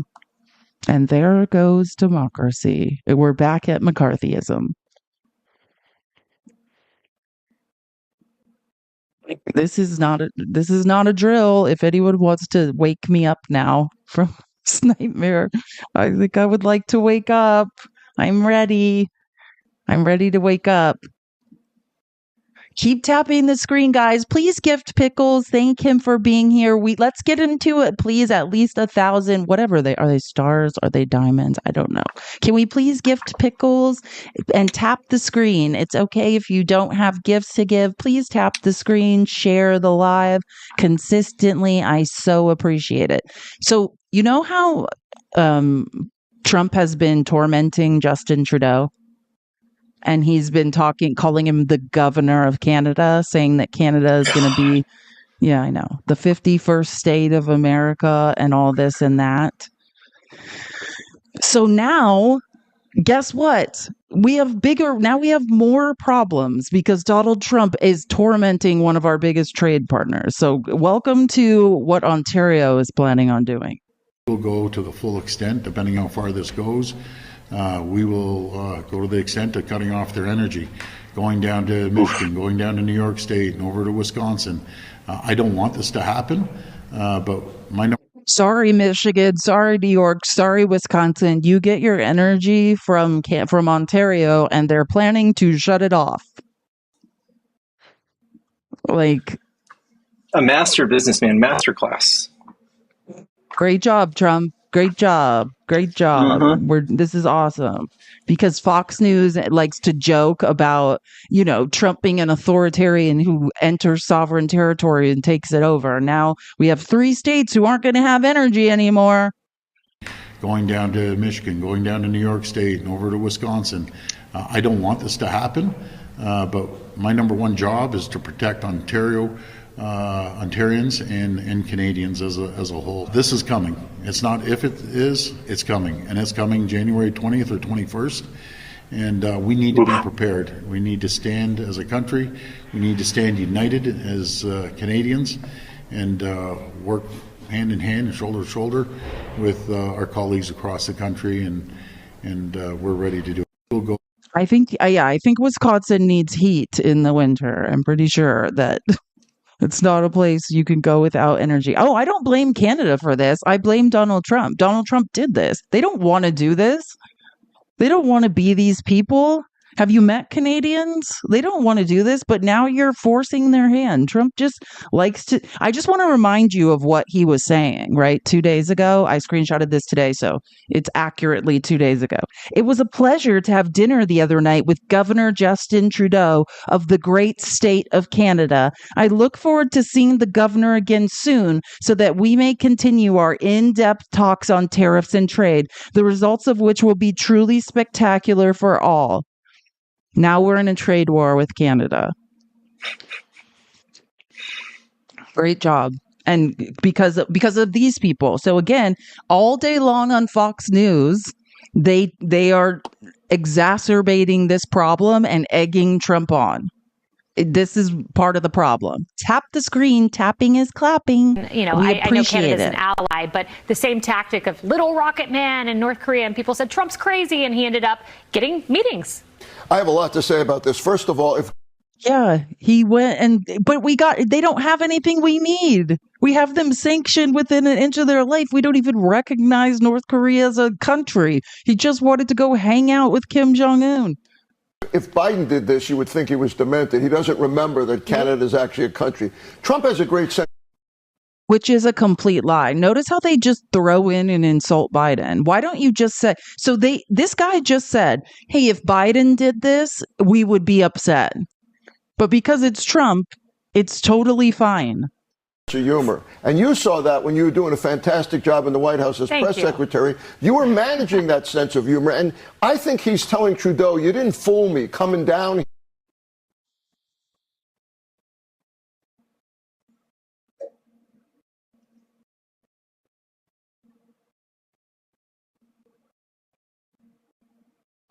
I think that's the end of the oopsies. Sorry. I think that's the end of that clip. But don't worry, there's one more. It is. And, Harris, there's a little 4D chess to the humor. I mean, I go back to Little Rocket Man. That's an adversary, in this case, an ally. But he often does this with a deeper purpose. Well, and it puts everybody on notice around the world with whom he'd like to have trade talks. Yes. And what it can look like. And yes, it's humor, but there's always some truth in that. Yes. Humor from Trump. So it makes it very clear that he's serious about doing this and that he has America's interests at heart. So he has no idea how the global economy works. I was explaining this when I was on Faxes Live the other day. This is why he has MAGA saying, well, we have trade deficits. We have trade deficits. Yeah, you would have to understand what a trade deficit actually is. The reason the United States has trade deficits is because the value of the dollar is so high, and because in this country, we don't have slave labor. Right? So the cost of our goods to be exported to the rest of the world is extremely high. The only way we could lower the cost of our exports so they could be exported en masse would be to devalue our own currency, which is extremely dangerous for many, many reasons. It would mean the dollar is worth less money so people can afford more of our stuff.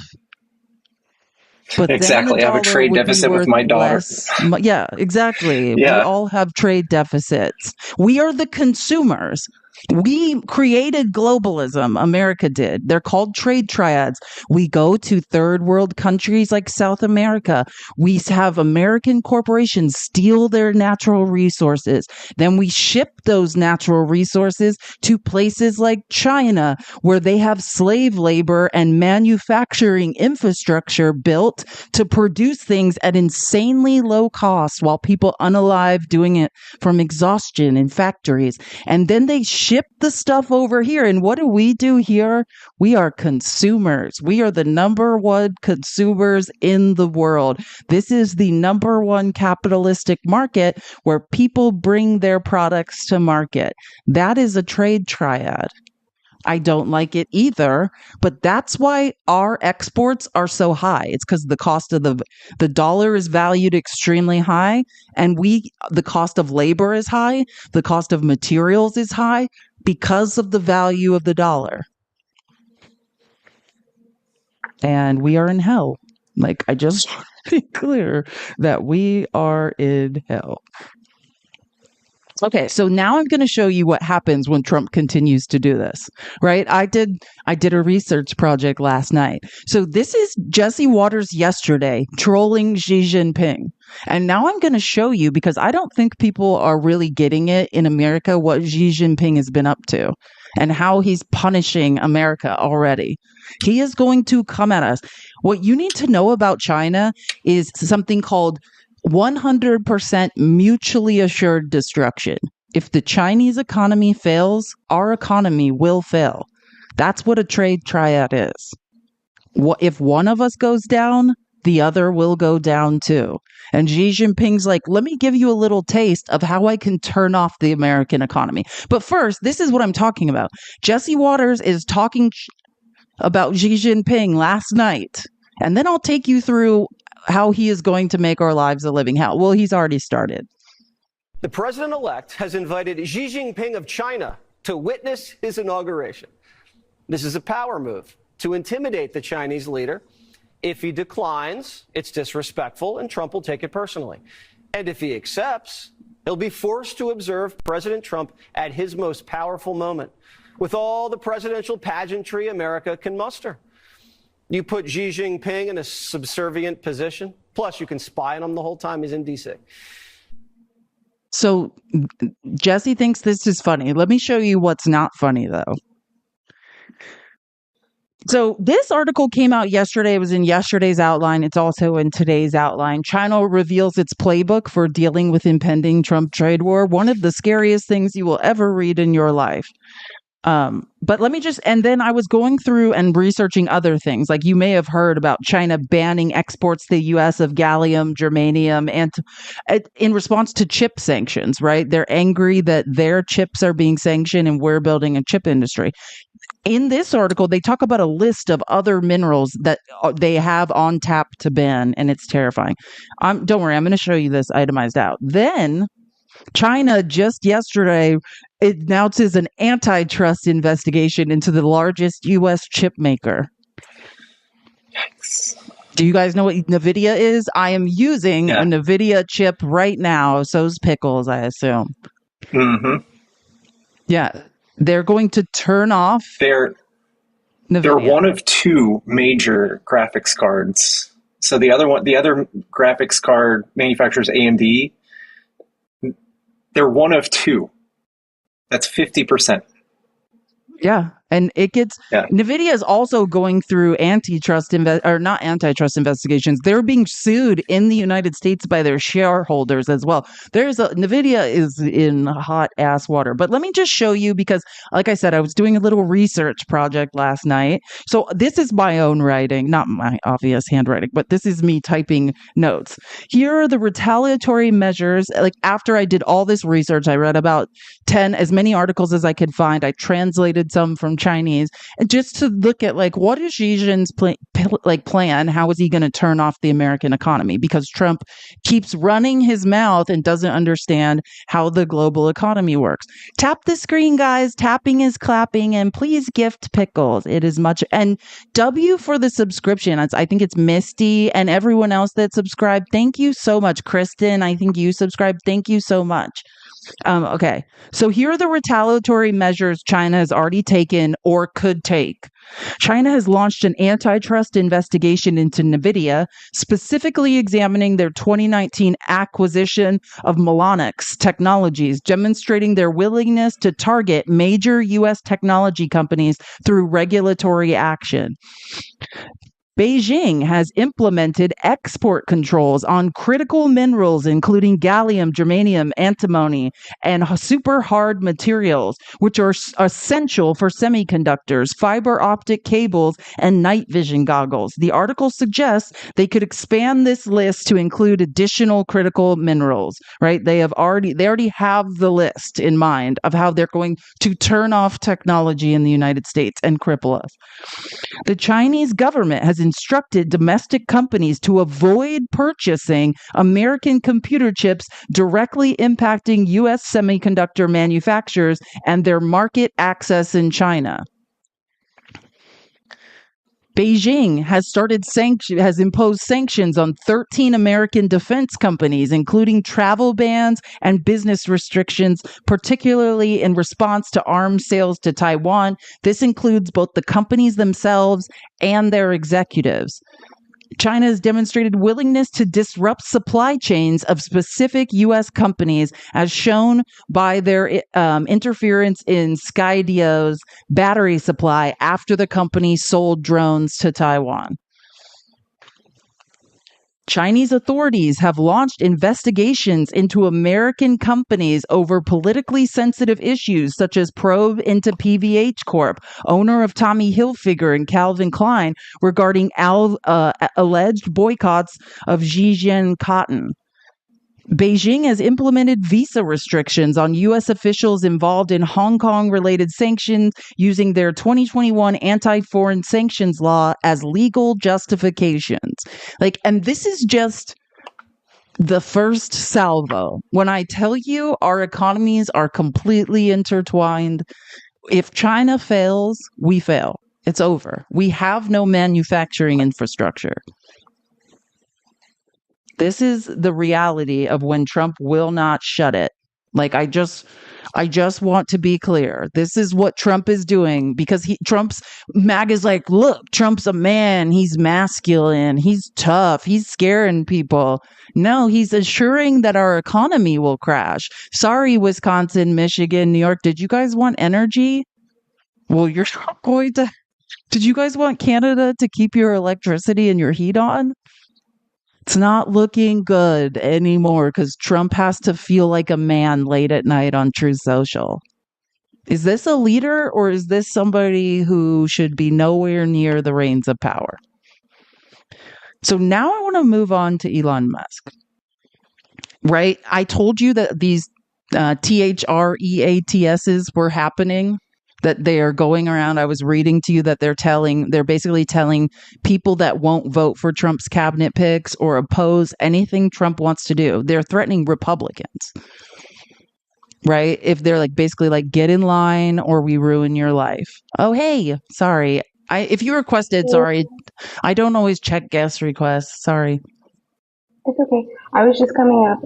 Let's get to 250, you guys, by 275 by 5 o'clock. Let's get to tapping. We've got 700 people in here. Like I said, I tap with all three of my fingers, and I can usually get about 500. If I count to 60, I make a game out of it. So I'll be tapping right there with you. Don't forget to gift Pickles, gift Felice, join their Discords. Felice's Discord, you just send a message to Felice Navidad Live, and after the live, I will send out those links. Pickles, I believe his Discord is in his bio, and thanks for being here. Thank you, Pickles and Felice. Thank you. And I reset my live goal. Sorry, I did it. Yay, I'm getting there. And guys, if you don't follow Pickles and I, please do follow us, and we'll be debating later tonight, probably around 6 p.m. Central, if all goes according to the master plan. So again, I told you that basically they're now going after Republicans, the few moderate Republicans with a sense of right and wrong left, and saying, hey, if you don't do what we say, bad things are going to happen. I think this guy made a really good TikTok about it, so I wanted to show it. Whoa. Elon Musk warns Republicans against standing in Trump's way or his way? I don't know about you, but I don't know anyone that voted for Elon Musk. Does anybody know anyone that voted for Elon Musk? But what I find most interesting is when you're really, really rich, you can buy cars, you can buy houses, you can buy rockets, you can buy a lot of things. But never in my lifetime did I think that you could be rich enough just to buy a president. I mean, who knew that you could be so rich that you could just buy a president? And that's exactly what we're watching happen in real time. As we all stand around and go, why is this acceptable? Why is this okay? Why does this person have such strength within this administration when all they did was supply a bunch of money? That doesn't bother anybody. No. Oh, it does bother the people who have brains, but unfortunately, it's become very clear that that's only about 20% of this country at this point. But I wish it was more people, but apparently it's not. Tanya says, not sure if it is on the outline today, but did you see Trump appointed Scary Carrie to the Scary Carrie is a good name. That's a good one. I call her Scary Fake, but Scary Carrie is a good one. To the department. Yeah, I did. You probably heard me talk about it. Yes, we did see that. And $300 million budget, 2,000 employees. And Carrie Lake still thinks she's the governor of Arizona. And thank you, Fax. He says, states' rights, brother. Amen. States' rights is a real thing. And Tony said, never mind. Of course you saw it. I know. It's my job to just pour over the news and get anxious and depressed. But anyway, so, I mean, that's the reality. They are putting out AP articles about Elon Musk now sending out warnings like, you oppose me, you oppose Donald Trump, you will be sorry. We will primary you. So I just wanted to continue to show you examples of this reporting. This is not a joke. So MAGA continues to threaten Senator Joni Ernst and others with primary challenges if they don't vote for Trump's nominees. This is Charlie Kirk. Quote, "This is not a joke, everybody. The funding is already being put together. Donors are calling like crazy. Primaries are going to be launched." Elon Musk has also threatened to use his PAC to finance MAGA challengers to senators who vote against Trump's nominees, so they can expect someone who can spend an unlimited amount of money in a small race to destroy them. It's almost, I mean, what do we expect them to do? I mean, they need to do the right thing, obviously. Like, we need to. So listen to this. So the position every Republican in Congress now finds themselves in is that they must vote for every single thing Trump wants. And if they ever disagree with him on anything, their entire political movement will crush their career and make their life hell. It's authoritarianism in a form we haven't quite seen before, but it is still very much authoritarianism. I could not agree more. And here's another example. Now, this part will really sicken you, but brace for impact. As a result, expect very few, if any, to oppose him on anything. Liz Cheney is an example. She lost a safe seat, right? I mean, that was the safest seat. If you could lose in Wyoming, she could have held forever by 30 points after crossing Trump. No Republican wants to sign up to be the next Liz Cheney. Now, I keep saying this. I said this at the beginning of the live. Trump has now officially appointed 15 billionaires to his administration, not to count the people that have hundreds of millions of dollars, right? Vivek only has hundreds of millions. Like, the people with gross wealth abound. Trump told CNBC that he wants to cut the corporate tax rate from 21% to 14%. It's 14 now. I thought it was 15. We're going to take in less tax revenue. Again, he mismanaged the budget, presided over the third largest deficit increase in modern history. He's going to do it again. I don't know what to say about. Okay, wait. And this is going to be good. And I don't pretend like I'm a huge Chris Murphy fan, right? I kind of do see, like, he's on the cusp, right? I wouldn't consider him like a progressive because he's from Connecticut and his area is like of extreme wealth. So I actually don't think they would elect a progressive. But you know what I mean? Like, I think the more he sees what's happening with Donald Trump, like, it's like what happened to Gavin Newsom. Like, Gavin Newsom was so disgusted by Trump that he's just becoming as Trump rises in power, Gavin Newsom just moves left as fast as possible. So that's how I see Chris Murphy. Like, if you don't follow Chris Murphy, the senator from Connecticut, I would highly suggest it. He has become obsessed with calling out like there's this billionaire oligarchy rising in power in America, and we need to like pay attention. So I'm really starting to appreciate his videos, and I'm going to keep playing them when he posts them and I find them. So we need to keep our eye on the ball. Donald Trump is putting a record number of billionaires in his cabinet because the only thing that's going to happen when Donald Trump is president is that billionaires are going to steal from the rest of us. Like, that's what the Trump administration is going to be. A massive tax cut for billionaires and millionaires, the wholesale turnover of government to benefit billionaires, while the rest of us get screwed. Higher taxes, higher prices for regular Americans, less consumer protections, all so that the billionaires who are in Donald Trump's cabinet and all their other billionaire friends can make even more money. Keep your eye on the ball. It's not a coincidence that Donald Trump is putting all of these super rich people in his cabinet, people that aren't really qualified to run these agencies, but people who know that if they control the government, they can make even more money. There are so many billionaires in this cabinet that the collective wealth of Donald Trump's cabinet is higher than 169 countries. That's extraordinary.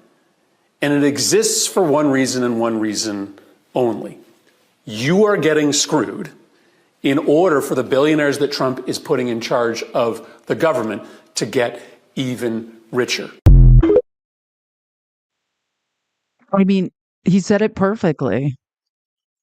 That is what is happening. And our survival, the few of us that are can see what's going on, is dependent on us convincing enough people on the right that immigrants who came to this country with literally nothing don't have their money, right? When he says keep your eye on the ball, he's like, follow the money. Keep your eye on the gross transfers of wealth. The deregulation of the barriers to entry, right? Like, that is what he's saying. Keep your eye on the money, follow the money. These transfers of wealth are going straight to the top of the economy. It is trickle up economics. The data doesn't lie. It tells the same story every time. The sine wave of capitalism goes boom, bust. In the bust, there are giant transfers of wealth to the top of the economy. I just wanted to point this out again. I showed you guys this yesterday, but I want to hammer it home, and I want to play the second video that Chris Murphy made because I think it's so important. Trump posted this 2 days ago, right?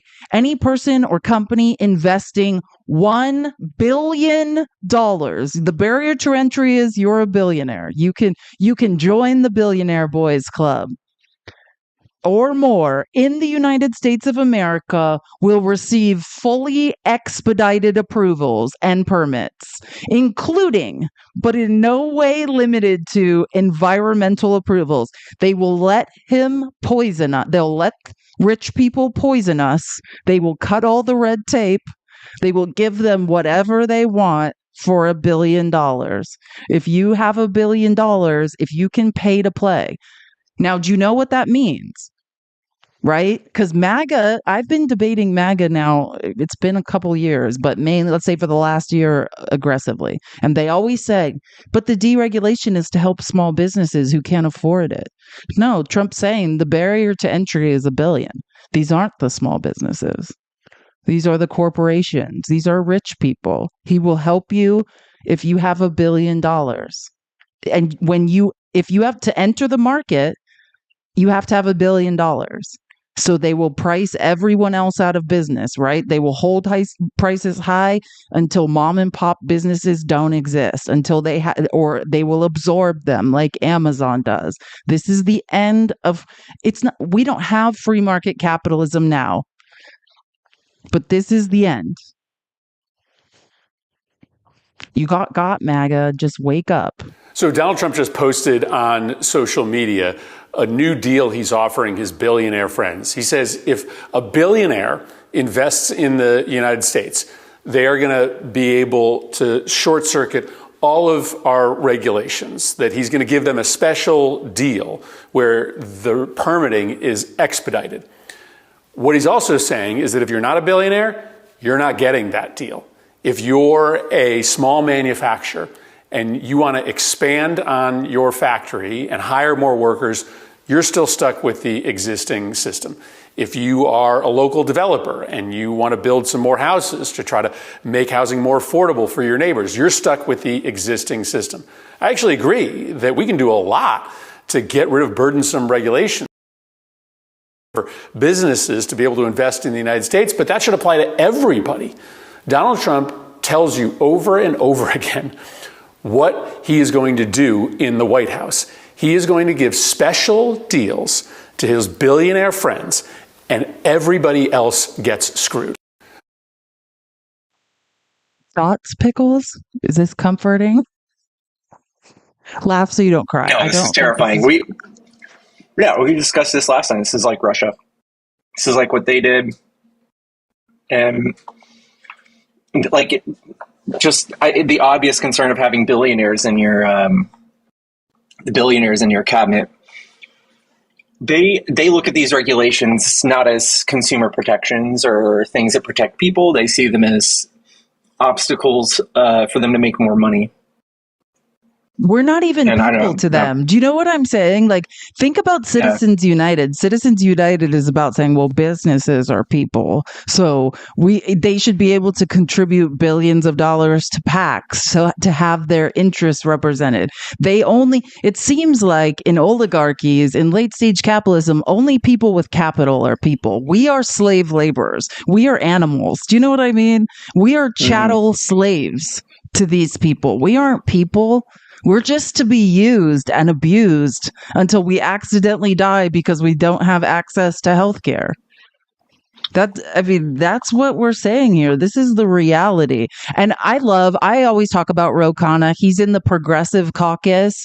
And he was talking with Ben Marcellus about, why Elon Musk and Vivek aren't beholden to any of the rules that people in Congress or people in cabinets are beholden to the show. I gotta ask you about these conflicts of interest. And you specifically came out with a very strong statement earlier. First, you said, look, I'm open to being a part of this DOGE committee if it means that real credible work is going to be done. But the reporting is out there that you're saying that, look, first, Elon Musk needs to release his finances to avoid conflicts of interest. I don't know if you said first or if they're inextricably intertwined, one or the other, but talk to us about that, because as we've seen Elon Musk yesterday palling around with Viktor Orban at a time that Russia looks fairly weak abroad, people have real issues with Musk. I appreciate you coming out and calling out these conflicts of interest, but I want to hear from you on that. Well, to me, it's pretty obvious and common sense. As a member of Congress, I have to painfully disclose every one of my assets, disclose every month if there's any activity with me or even my wife's assets or wife's assets, which were prior to marriage. And I guess I don't understand why the same rules wouldn't apply to anyone in the federal government. They should apply to both Elon and Vivek. I mean, they're being appointed to a very serious position. They should have financial disclosure, and that is transparency, so people know that their decision making is fair. It sounds so simple, but Elon Musk gave Trump $277 million to do whatever he wants. Is Trump going to be beholden to any regulations? Is he going to put his shit in a blind trust, even though that's still unethical and unconstitutional? Is he even going to pretend? No. I can't even believe we let this walk into the door. I just can't believe that we are here now. 15 billionaires in Trump's cabinet. Go on the road and Did show you hear Chris Murphy say that the 15 billionaires in Trump's cabinet have more money than 169 countries added together? Oh, you're muted. I was thinking about that. Aren't there only 180 countries total? Yes, that is correct. More money than all the rest of the world. There's not that many countries. 193? Yeah, so 95, yeah. Pretty much all of the wealth in the world is consolidated in the White House. Nice. I'm sure they know what's best for us. Yeah, I'm sure. I'm sure they will do I'm sure they'll give us health care. Kyle Belcher, thank you so much. Xmas bonus. Love what you do. Keep it up. You're killing it. I love what you do. Thank you for all your advice and have fun in Montana. American people, what's going on? You have a president who lied to people and said he was going to fight for working class families, but yet he's amassed the richest cabinet in the history of our country. So you expect him to believe that someone like Elon Musk, who's worth over $340 billion, is going to be in charge of helping to decide what my mom's Social Security check is going to be? Mm-hmm. And so I think we really need to take this on the road to show people, and it's going to help us, of course, take the House back. Do you have... I love Maxwell Frost. I do too. And he follows me. What? Yeah. I'm not I would never say something like that, but that's how much I love him. I love him. He's great. He's he's the future. We need more of him. Oh, wait. And speaking of the future, I actually have some good news. We're listening to some really depressing shit, but I didn't put this in, but I realized it today. It looks like, so how Jamie Raskin basically was like, hey, we are in a time of crisis, and no offense, Jerry Nadler, but I need to lead the Judiciary Committee. He asked Jerry Nadler to step aside so Jamie Raskin could lead the Judiciary Committee. And Jamie Raskin previously was heading up the Oversight and Accountability Committee. And guess who it's rumored now has the votes? AOC. Oh. Yeah, she's going to be in charge of Oversight and Accountability. And that's where all these congressional that's like the two most important battlegrounds in Congress. So I think it's super cool. And Maxwell, I say that because he's also on the Oversight and Accountability team, and he's really good. He's amazing. We love it. And I just have some great news for veterans, as long as we're talking about Elon Musk and how everyone's effing around and finding out. This is one of my I love this guy. Well, he always shows up on my it looks For You like page. The epic saga of fuck around and find out it just got a little bit better. In case you haven't heard, and MAGA veterans who voted for Donald Trump, specifically the ones who have disabilities, you're next on the shit list. Because it was announced today that the Department of Government Efficiency, headed by Elon Musk and Vivek Ramaswamy, plan to cut $17.4 billion from VA programs, and those who get VA disability. So to all you veterans out there who voted for Donald Trump, congratulations, you chuckle fucks. We warned you. We had been telling you that Donald Trump did not give a flying fuck about veterans. Enjoy the find out. We are that fucking in hell. sucks. I know we are in hell. And I was looking at I was like Googling and looking up. There's many articles and different proposals that people are talking about. And it's true. When they talk, like, this is what you need to know. When they're talking about cutting anything from the military, it is the veterans. You know what I'm saying? It's veterans benefits. They are not talking about let's buy fewer weapons. They are talking about veterans benefits. I know people are in denial. I think they have to be in denial. But speaking of defense, I haven't even heard people report on this, so I'm just going to tell you guys some egregious that went down in Congress yesterday. You know, the National Defense Authorization Act, it has to be passed every year. It funds the military for the next year, right? And they passed it yesterday, but it under extreme duress. So by all accounts, and I don't mean the Democrats, the Republicans in the House, the people who are under Mike Johnson, like the whips, the caucus chairs, they call them the big four, like Roger Marshall, they're all saying, we had no idea about this. Mike Johnson did this on his own. There was no reason to do it. Trump's going to be in office on January 20th, and we'll have the entire Congress. If Trump wanted to do this on January 20th, we could do it then. So we don't know why Mike Johnson's doing this. The NDAA, the National Defense Authorization Act, is traditionally very bipartisan. Like, the only people that don't vote for it are the libertarians, like on the far fringe of the right, and like the progressives on the far fringe of the left. Like, usually that huge block in the middle votes together. And basically Mike Johnson, I guess the Republicans are claiming nobody told them, tacked on something that to say they will not pay for gender affirming care for anyone in the military or their children and who's under the age of 18. Like, so military children under the age of 18. And because of that, there were huge fights that erupted yesterday, and hundreds of Democrats refused to vote for it, and some Republicans. But that's the fringe. That's not because they care about the transgender community. But imagine committing to serving your country. And there's Washington Post articles where they're interviewing military families who have transgender children and are saying, like, I'm in a contract with the military and you're not going to provide my children the health care that they need. And this was all sprung on them. I think I took a screenshot. Yeah. So you can see here, normally there would be so few, like as many red dots. Let me see if I can show you this, get it bigger. This is like who opposed it. Do you see how few red dots? That's how many red Congress people, that's how many Republicans voted against it. Normally, that's about how many blue you would see. That's how many people, maybe a few more. But like I'm saying, normally everybody votes as a block in favor for this, except for the progressive caucus. So because this was sprung on everyone and people are pissed, like people are like in the words of the Republicans, I don't know why Mike Johnson, because Trump asked him to, I'm sure. I don't know why Mike Johnson would do this without telling us and spring it on us. We could just do it on January 21st. But because of that, there was a huge divide. Democrats feel betrayed. Republicans feel lied to. And it's a whole disaster. I just thought it's important we know what's going on.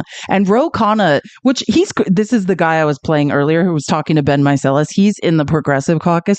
And I thought his argument was good because he's not talking about transgender care. He's saying, because I hate the National Defense Authorization Act. He's saying Boeing gets $150,000 for soap dispensers. Like, hey, maybe if Elon Musk does his job, they will cut some of the waste from this bill. This is the majority of our budget right here. Soap dispensers. When we were looking at this last year, and I was screaming about this last year, I figured out, did you know that we're paying, our tax dollars pay like $30 million a year for Viagra? for people in the, if you're wondering, $30 million a year our tax dollars are paying for people's Viagra. I'm just telling you, I was looking at the itemized list of things. Yeah, we're spending about $30 million a year on people's Viagra. So, I mean, the waste going on in the military is unheard of. So I like that Ro Khanna is always talking about waste. And I think there's a good way. You can be a progressive and say, why are we spending why are we giving Boeing $150,000 a year for soap dispensers? And as people know, I have been concerned about the Pentagon budget getting almost to $1 trillion. And I'm concerned about the 5 primes and the amount of cost overruns they've had. When you look at the F-35s and Lockheed, a contract that has been delayed, that has almost $200 billion in cost overruns. When you look at the IG report about Boeing getting $150,000 for soap dispensers. When you look at the reports about electric breast pumps being charged to our military for $1,400 when other places you can get it for $200. He means because they're being charged more because of the way our insurance companies work. A lot of waste in this budget. And my hope is actually with the committee that we will engage with Elon Musk, engage with Doge on this issue to have a Pentagon budget that is going to be more modernized, where the American people will get their value of their tax dollars, where we can have more competition for the 5 primes and have a strong national security with a lower budget. I hope we can do that in a bipartisan way. My hope is that Musk, what he did with SpaceX in disrupting Lockheed and Boeing with the ULA, maybe finds areas that we can disrupt other 5 primes. So I will oppose and vote no on this budget with the hope that next year we can find cost savings. I yield back. I would say watch Ro Khanna. Ro Khanna's intention is to get on this Doge committee, which apparently is being led by Margarine, so that makes it a little, the Doge caucus. The Republican Doge caucus, I'm pretty sure Margarine keeps acting like she's in charge of it, so I don't know if that's officially true, but Margarine believes she's in charge of it. Oh, until her Senate run. Wait till just... Oh my God, that's even better news. Marjorie's apparently going to try to be a Georgia senator. But yeah, so I would watch Ro Khanna because listen, we have 2 things we can think about. We can act like the Doge, like SHIT isn't happening, or we can get people in that caucus on this committee who can actually look at real waste. Like, does our military need to, do we need to be robbed hand over fist by defense contractors? I don't think so. And I also don't think we should leave Republicans in a room to just take all of our Social Security. We need somebody to bear witness to what's going on in there. In my opinion, we need people to be part of the conversation. And I think Ro Khanna would be a great person, like Bernie Sanders in the Senate. Get people in there who want to cut waste from the military, to cut waste where we actually could cut waste. Because, oh man, and I just have a great Jared Moskowitz clip for you. Jared, I was just like, what's going on Capitol Hill yesterday? Jared Moskowitz was angry yesterday.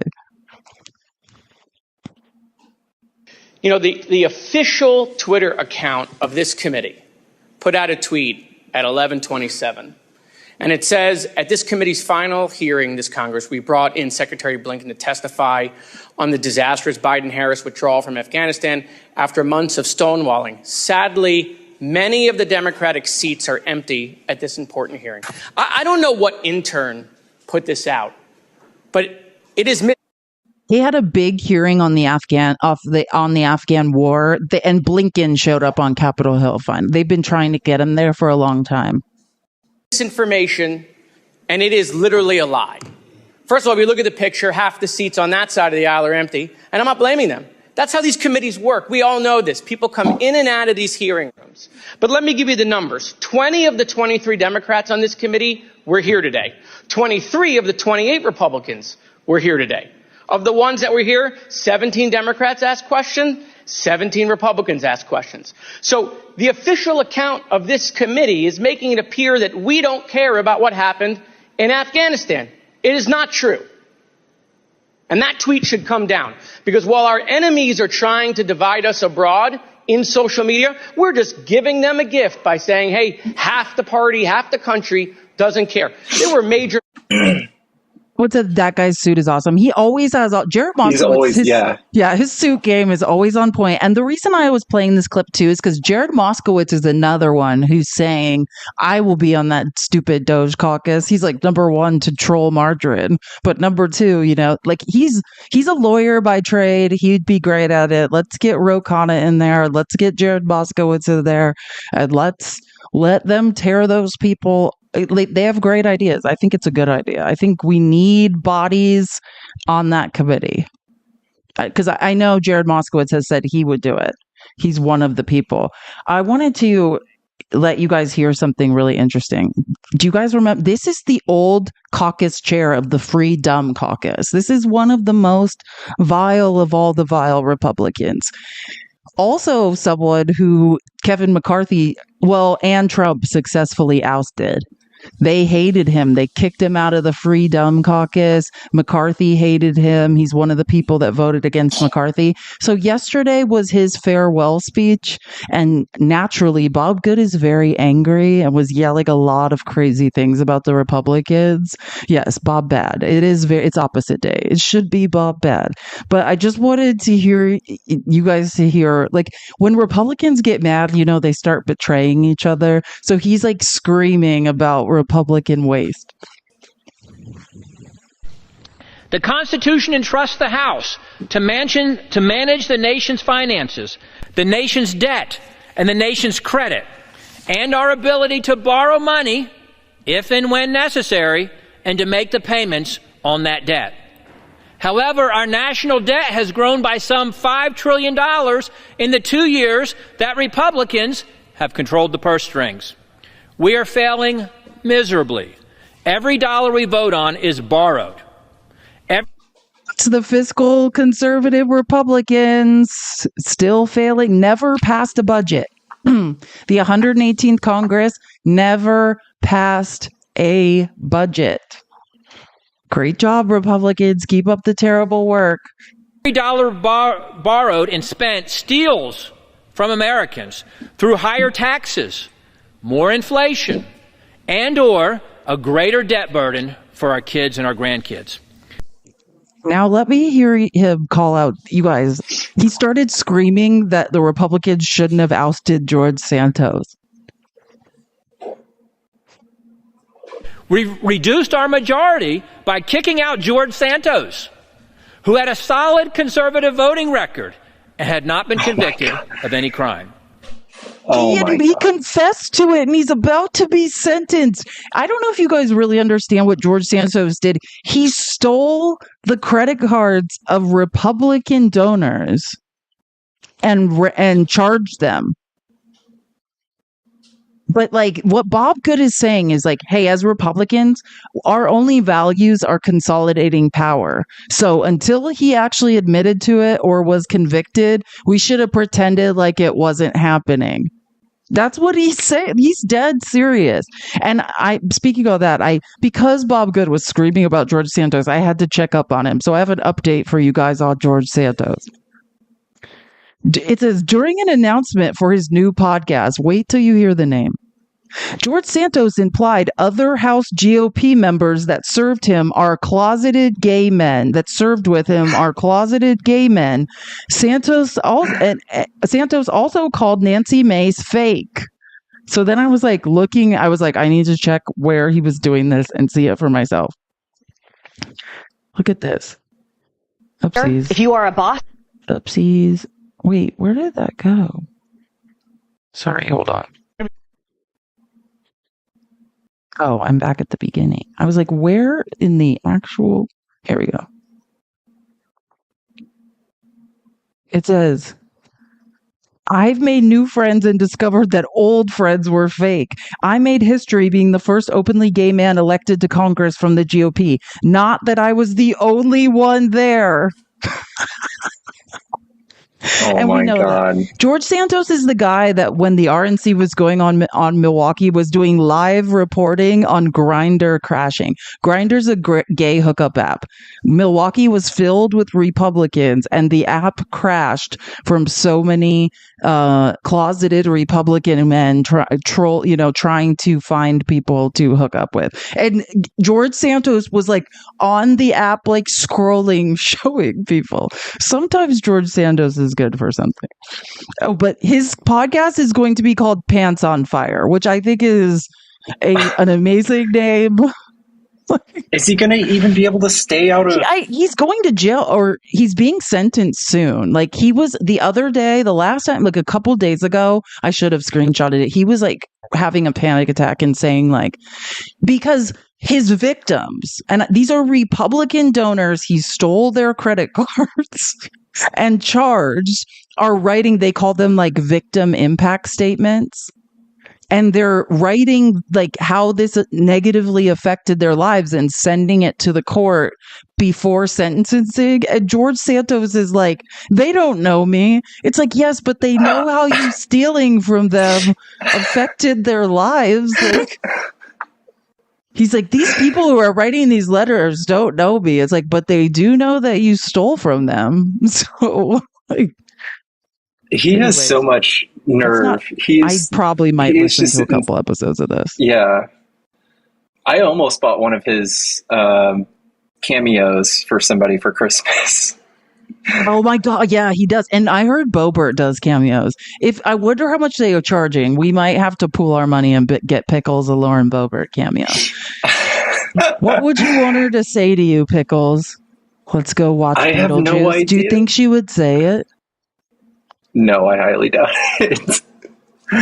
And isn't that a conflict of interest? How can Congress members be selling? I don't even. Do conflicts of interest exist anymore in America, or are we all just? I just want to show you that Margarine. I think she's running for Congress. If you guys don't know, the junior senator, his name's John Ossoff. He's done a really good job of keeping his head down and making people in Georgia forget that he's a Democrat. That's why if you're not in Georgia, you might not know who John Ossoff is, because he's done a great job of staying under the radar and not reminding Georgians he's a Democrat. But he's up for re-election. Someone said he's hot. We'll see it. You can judge for yourself in a second. Listen to him talk. What he is as a sapiosexual, someone who's attracted to people's brains, he's extremely intelligent. So he's hot to me. But listen to him talk about Margarine possibly wanting to try to run against him. Can I just begin with the possibility of you running against Marjorie Taylor Greene if Donald Trump gets his way 2 years from now? It seems like would she have any struggle getting the Republican nomination in Georgia? Well, former President Trump has said that he would, quote, fight like hell for Marjorie Taylor Greene if she runs for Senate. If she wants it. She would have his support.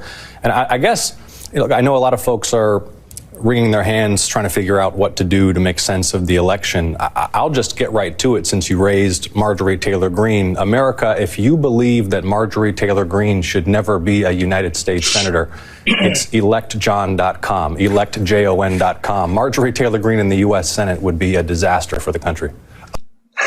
Well said, John. You know what he gives me? It's so true. He kind of gives me like young Matthew Broderick vibes. Do you know what I mean? And someone looks else like Jude Law. Yeah, a little Jude Law. If Jude Law and Matthew Broderick had a baby, that's a good one. Yeah, he has like the wavy, like Jude Law thing. Yeah, I mean, he's definitely more qualified than Margarine. Can you imagine Margarine in the Senate? I bet a bunch of Republican senators might retire just because she was there. Like literally. And now it's Luigi time. I just want to tell you, there's not a lot of new news today on Luigi, but I just need to show you a couple of videos of what they're saying on Fox, which is accusing most of the people on the left of having a mental illness.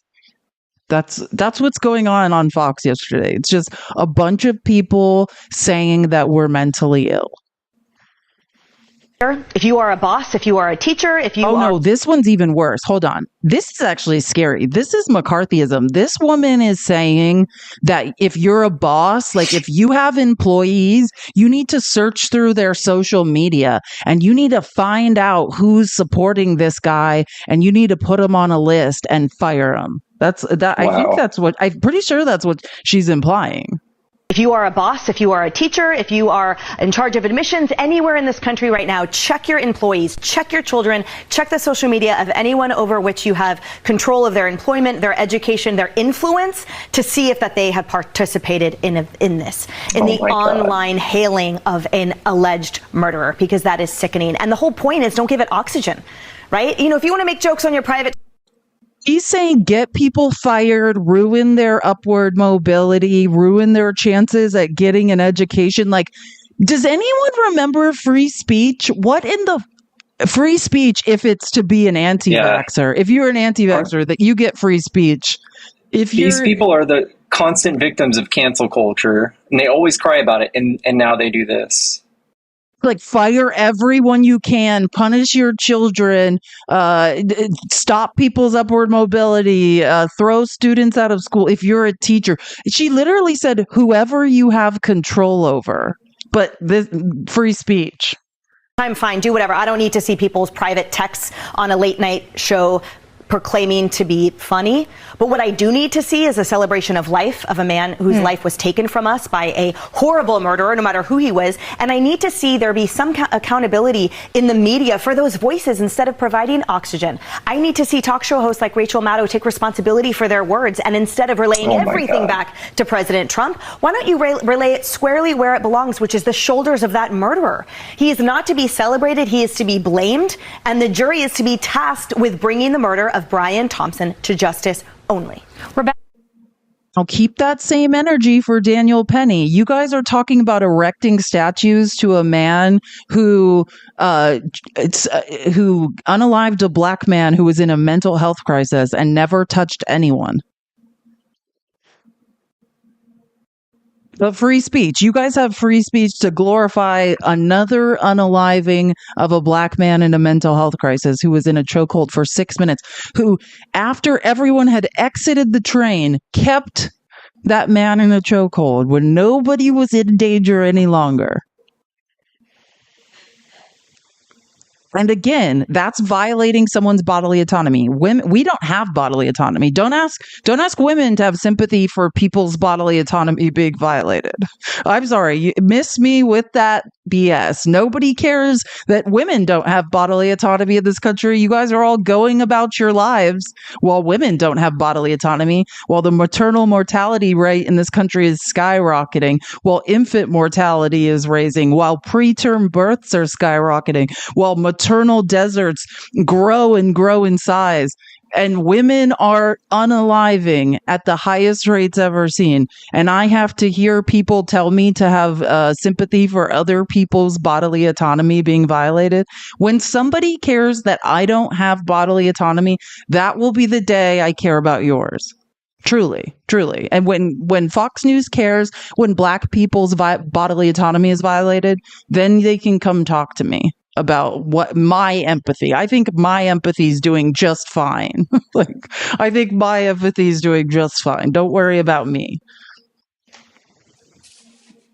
Yeah, the same people who champion Kyle Rittenhouse, same people who champion, so hypocritical. They said yesterday on Fox they're going to build a statue to Daniel Penny, but we're talking about, if poor black men die in mental health crisis who've been diagnosed with schizophrenia that only manifested itself after his mother was murdered and found in a suitcase.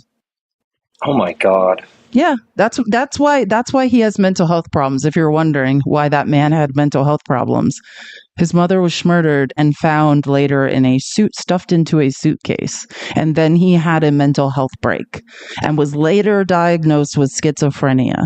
Had not touched anyone on that train, was just yelling things, which if you've lived in New York, business as usual on the subway. Jordan Neely.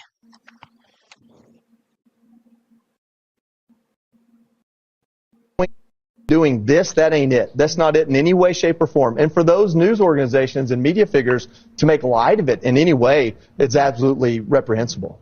That's for you, Jesse. I just don't think the guy's that good looking. I don't either. His eyebrows are horrible. I took a poll of my staff, the females today, and they said he was average. But what? Come on. Oh, listen, Jesse goes on. This is what Fox News is doing all day. Listen, he goes on. He's not kidding. I took a poll of my staff, the females today, and they said he was average. But what's attractive about him is the vigilantism. And Janine touched on it. I touched on it. Women like the bad boy. Now, I don't know anything about women, so I had to call a few women to find out why. But they want to save the bad guy. Maybe Dana's dated guys like this. Maybe Peter's a bad guy. We don't know. But if you see damaged goods, women think that they can reform him and they can make him better. If only they could get their hands on him and he'll be all right. Now, I am definitely not like that. I do not. No, you better take care of yourself. I want nothing to do. Those are the women that Jesse Waters dates. Like you know what I mean? Like that sounds like more of a confession than him understanding anything about women. But again, he's describing women as like demented or unstable. Again, like I'm just pointing out. With that. So Dana doesn't like the bad boys. More for you, Judge. So there's all. Ew, Janine's smiling. Judge Janine's like, yeah, like gross. Oh, and then, so remember when we all kind of used to like Dr. Drew before he lost his GD mind? Remember when Dr. Drew was not like how he is now? So now they got Dr. Drew to go on Hannity and basically say, like, we all have mental illnesses. That's the question. I'm not sure what this means about us. I am sure about what it means about us. We are sick. This is the ultimate scapegoating expression. The fact is that when damaged people get together with a grievance, they will scapegoat. The narcissism gets focused on one victim. We have done it with cancellation. I said it when cancellation was writ large, that And though, I mean, it's wild. Daniel Penny's a hero to them. He unalived a black man in a mental health crisis. I don't understand this. Like, does it go both ways or not? Not someone to be admiring. And by the way, in terms of the women wanting to go after him and be with him, it has a name. It's a pathology. It's called hybristophilia. That is a pathological impulse. So top to bottom, there is sickness in full display because of this poor young man's behavior. What about women who vote to elect an adjudicated rapist and criminal and 34-time felon? Is that similar? Or I don't like the hypocrisy of these people is unreal. And yeah, we have lost our minds. We're living in hell. And now I just want you to hear how Hannity ended this. Just listen to one clip. Because basically, just if you don't know, Elizabeth Warren made a statement and she basically said nothing. She's not glorifying what that kid did in any way. All she said is like, hey, what you're seeing on social media is people can only take so much. Like healthcare is a human right. And people are just telling their stories of, hey, I thought I had a right to healthcare in this country and people I love are unaliving. And she's saying like Americans can only take so much, which I guess they find very offensive on Fox. Only so much people can take. Now, we could talk about the problems with the healthcare industry, which are very real for people. And I would argue in part because of Obamacare's failure, the lack of innovative ideas like health savings accounts, healthcare. We already have health savings accounts. Health savings accounts have nothing to do with healthcare. They don't save anyone money. It just says we'll save your money in an account and spread it out over time. And hopefully if you build it up when you actually get sick, there will be some money to afford your prescriptions. We do have them. That's not a novel idea. Many insurance companies have them. And Obamacare didn't fail, just to be clear. Obamacare was supposed to be closer to single payer healthcare, right? To universal healthcare. But Republicans redlined it, right? Republicans chopped it up into what it is now. This is just a revisionist history. cooperatives. There's one in Wichita, Kansas. It's been duplicated all over the country. Yeah, and if you cooperative healthcare, so you guys understand what cooperative healthcare is, though there's these co-ops. If you guys remember Clint, that guy that used to debate, and he's from Texas, he was in a co-op. What that says is it's a group of people banding together to negotiate drug prices and things, but they won't let people with pre-existing conditions in. A co-op says personal responsibility, brother. That's what it is. And so if you have pre-existing conditions, you are not allowed in a co-op. Concierge care, $50 a month. You get catastrophic coverage. And guess what? That'll cover just about everything. We don't talk about innovative healthcare ideas. Not if you have pre-existing conditions, which is the issue. And we can end on this note. I love Mute the Media. I don't know if you guys follow him, Mute the Media on TikTok, but I love him. And he was super, I know, Hannity has so much money. He has no idea anything about healthcare. Like, it's so embarrassing. Yeah, he's awesome. So anyways, he was very angry yesterday, as he sometimes is, and I think we can just end on this video. I think it says it all. In light of everything going on right now, Elon Musk tweeted the following: "It's disgusting how everyone's turning this guy into some kind of folk hero. Insurance companies, like any company, have a duty to shareholders to maximize profit, no matter how ruthlessly." What he's saying right there, by the way, is we have to enact violence to make money. It's our duty, right? But the radical left, espousing otherwise, needs to grow the hell up. So all you motherfuckers out there who think that people should just, have access to medical care, right? They shouldn't fucking die, right? Because they don't have access to medical care. They shouldn't get fucking denied, right? Trying to get access to medical care. All you guys are childish. You need to grow the fuck up. That's what Elon Musk's telling you. And remember, in pursuit of profit for him and his companies and their shareholders, violence is okay. But if anyone dares go against that, they're fucking childish. Violence is wrong then, yeah? Fuck these people, bro. I think he said, for real. And no, we are complicit in genocides all around the world because of corporate profits, because of pollution, because of slave labor, because of the supply chain that ends up in the American capitalistic markets. People are dying all around the world. And that's what Elon Musk is saying. If it's in pursuit of shareholders' profits, justified. If it's for profit, unalivings, if it's for profit, violence is fine. Right? When we have private armies protecting oil pipelines and we're unaliving people in third world countries, that's fine. Absolutely fine. But any other reason, right? Rising up against something that you don't think is fair, then you're a baby and you're complaining. I don't know. I think he said it really well. The hypocrisy is not lost on me, right? Your life is valuable to Fox News. Your life is valuable to billionaires if you have money. Your business is valuable if you have money.